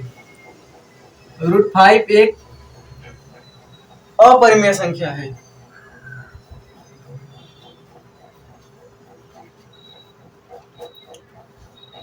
अपरिमेय संख्या है।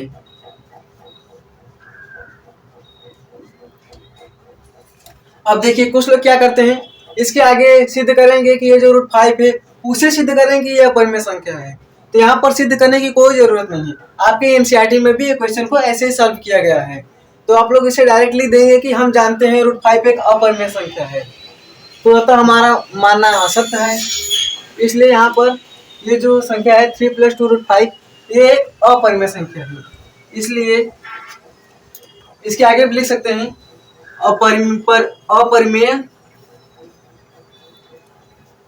अपरिमेय कभी भी परिमेय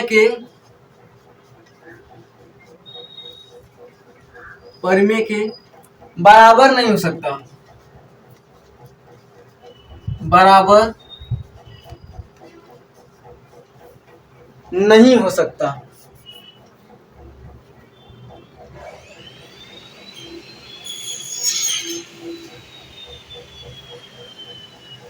बराबर नहीं हो सकता है। इसलिए हमारा ये जो संख्या होगा 3 + 2√5 एक अपरिमेय संख्या होगा। तो बस अब वही लिख देंगे। इसलिए 3 + 2√5 एक अपरिमेय संख्या है।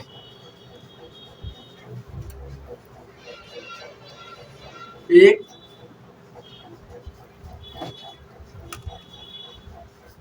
अपरिमेय संख्या है।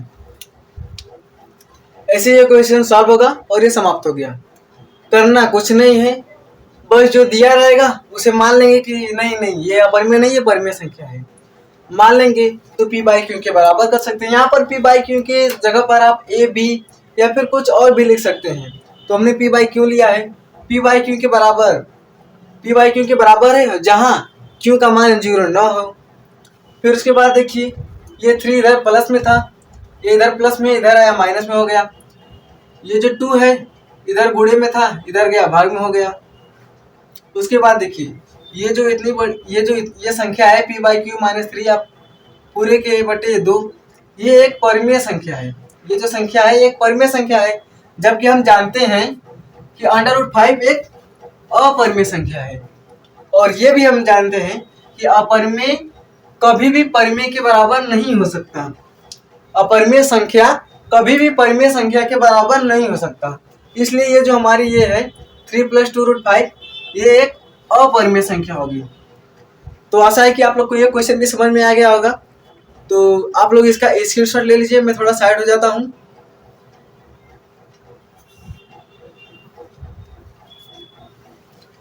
आप लोगों ने स्क्रीनशॉट ले लिया होगा। अब हम लोग नेक्स्ट क्वेश्चन करते हैं, क्वेश्चन नंबर 3। तो आइए अब हम लोग तीसरा वाला क्वेश्चन करते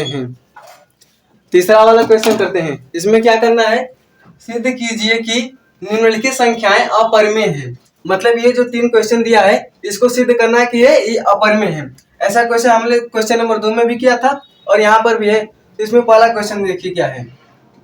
पहला क्वेश्चन है 1/√2। इसे सिद्ध करना है कि यह अपरिमेय संख्या है।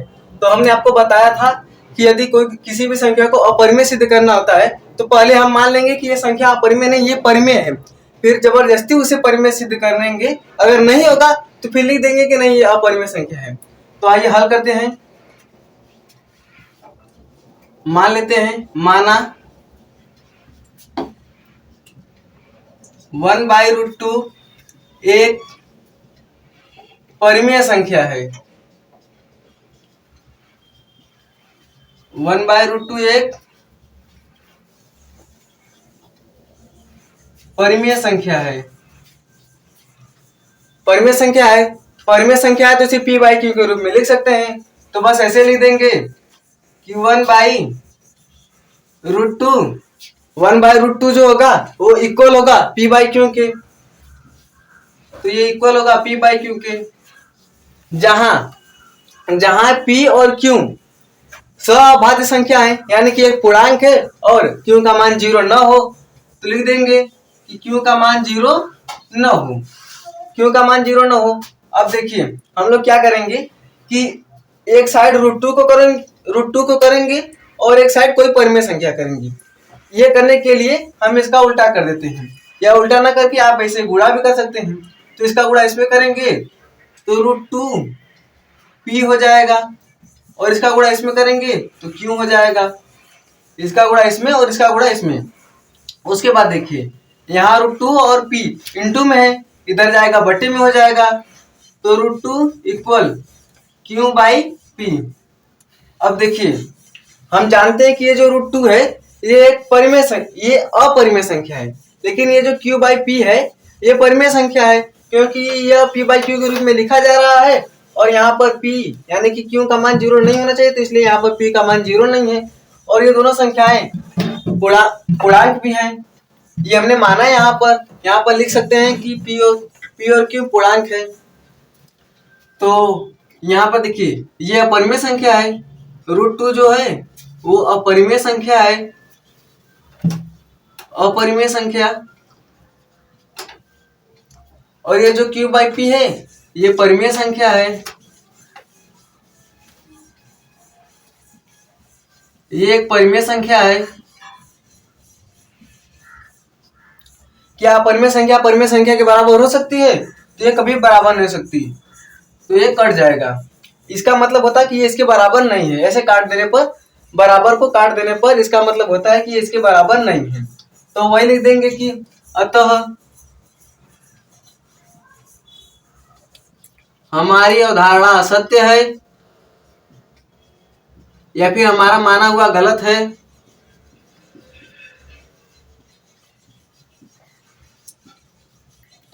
हमारी अवधारणा असत्य है, यहाँ विरोधाभास उत्पन्न हो रहा है, इसलिए √2 एक अपरिमेय संख्या है। यहाँ विरोधाभास उत्पन्न हो रहा है,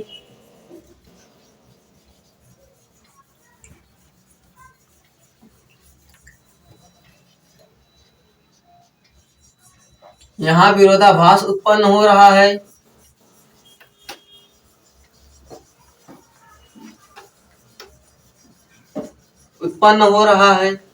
विरोधाभास का मतलब होता है कि उल्टा। हमने माना परिमेय है लेकिन ये तो आ ही नहीं रहा है, इसलिए विरोधाभास लिखते हैं। विरोधाभास का मान होता है, मतलब होता है उल्टा। यहाँ विरोधाभास उत्पन्न हो रहा है, इसलिए जो ये संख्या होगी 1/√2 एक अपरिमेय संख्या होगी, इसलिए 1/√2 एक अपरिमेय संख्या होगी।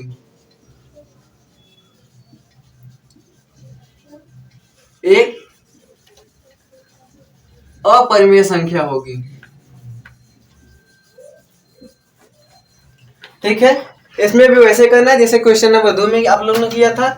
बस एक तरफ परिमेय दिखा देना है और एक तरफ अपरिमेय, ये परिमेय और अपरिमेय, और फिर लिख देना है कि परिमेय संख्या कभी भी अपरिमेय संख्या के बराबर नहीं हो सकती, अतः हमारी अवधारणा असत्य है। यहाँ विरोधाभास उत्पन्न हो रहा है, इसलिए 1/√2 एक अपरिमेय संख्या होगी। तो आप लोग स्क्रीनशॉट ले लीजिए, मैं थोड़ा साइड हो जाता हूँ।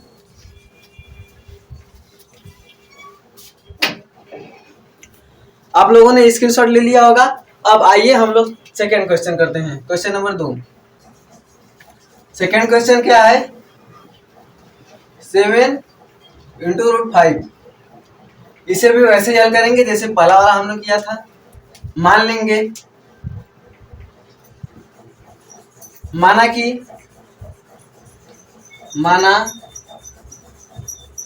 7√5 एक परिमेय संख्या है, एक परिमेय संख्या है। इसे परिमेय संख्या मान लेंगे, उसके बाद वही लिखेंगे 7√5 इक्वल p/q, जहां p और q पूर्णांक है और q का मान 0 न हो, q का मान 0 न हो। फिर इसी तरह यहाँ पर देखिएगा, ये 7 और √5 इंटू में है, यहाँ पर इंटू में है तो यहाँ पर जाएगा बट्टी में हो जाएगा, तो √5 इक्वल p/7q। फिर वैसे ही हो गया, यहाँ पर √5 एक अपरिमेय संख्या है और ये जो संख्या है ये परिमेय संख्या है, तो वही लिख देंगे कि ये जो संख्या है √5 एक अपरिमेय संख्या है, एक अपरिमेय संख्या है।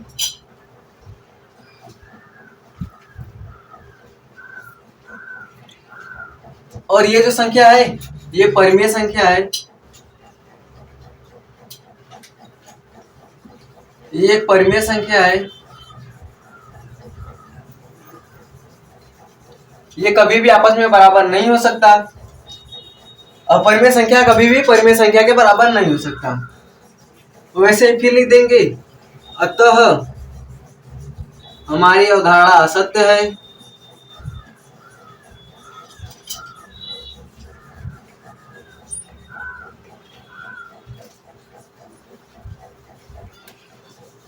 यहाँ विरोधाभास उत्पन्न हो रहा है।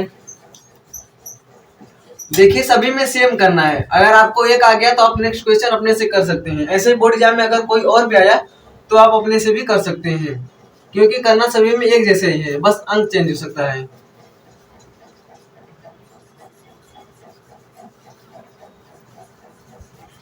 यहाँ विरोधाभास उत्पन्न हो रहा है, इसलिए 7√5 एक अपरिमेय संख्या है।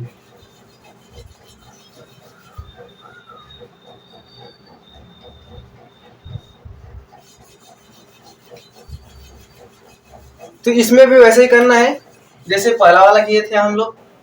मान लेना है कि ये जो संख्या दी है ये एक परिमेय संख्या है, और इसके बाद यहाँ पर इंटू में था, यहाँ पर बटे में हो गया।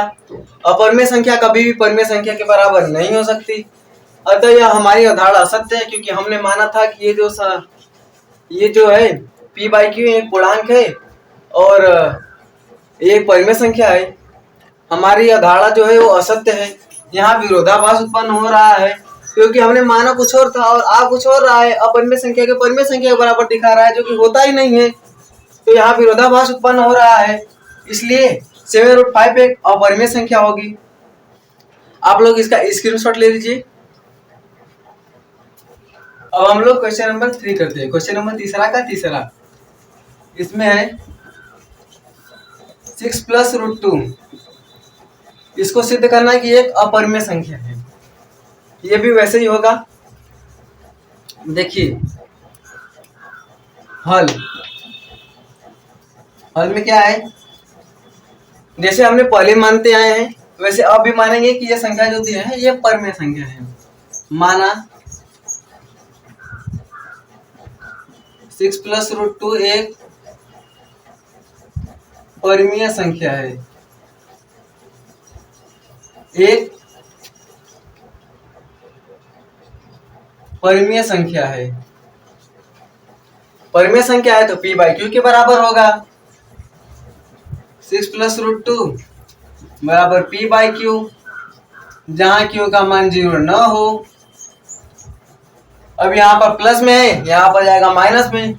यहाँ पे बटा में था तो तिरछा गुणा कर दिए, यहाँ पर गुणा में था तो बटा में चला गया था, और यहाँ पर प्लस में है तो माइनस चला जाएगा। अगर यहीं माइनस होता तो प्लस हो जाता। सेम वैसे ही करेंगे। √2 बराबर p/q - 6। फिर से वही, यहाँ पर √2 अपरिमेय संख्या है, चूंकि ये परिमेय संख्या है, देखिए अपरिमेय संख्या,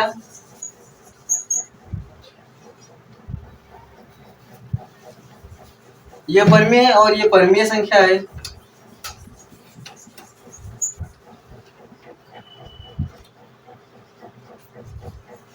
ये भी इसके बराबर नहीं हो सकता क्योंकि अपरिमेय संख्या के बराबर नहीं होती है। वही लिख देंगे जैसा पहले लिखते आए हैं।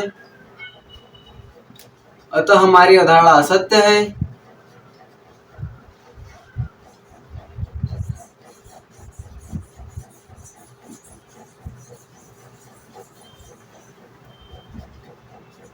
यहाँ विरोधाभास उत्पन्न हो रहा है।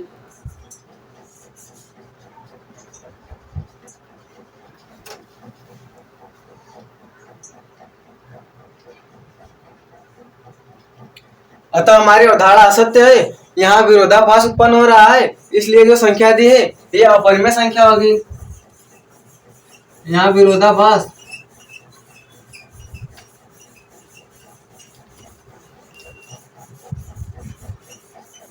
उत्पन्न हो रहा है,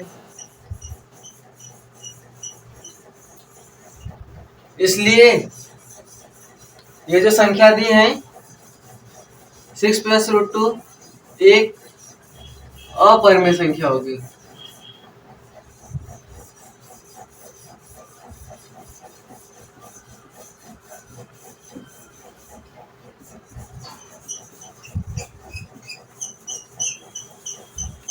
तो ये हमारा एक्सरसाइज समाप्त हुआ। आप लोग इसका स्क्रीनशॉट ले लीजिए।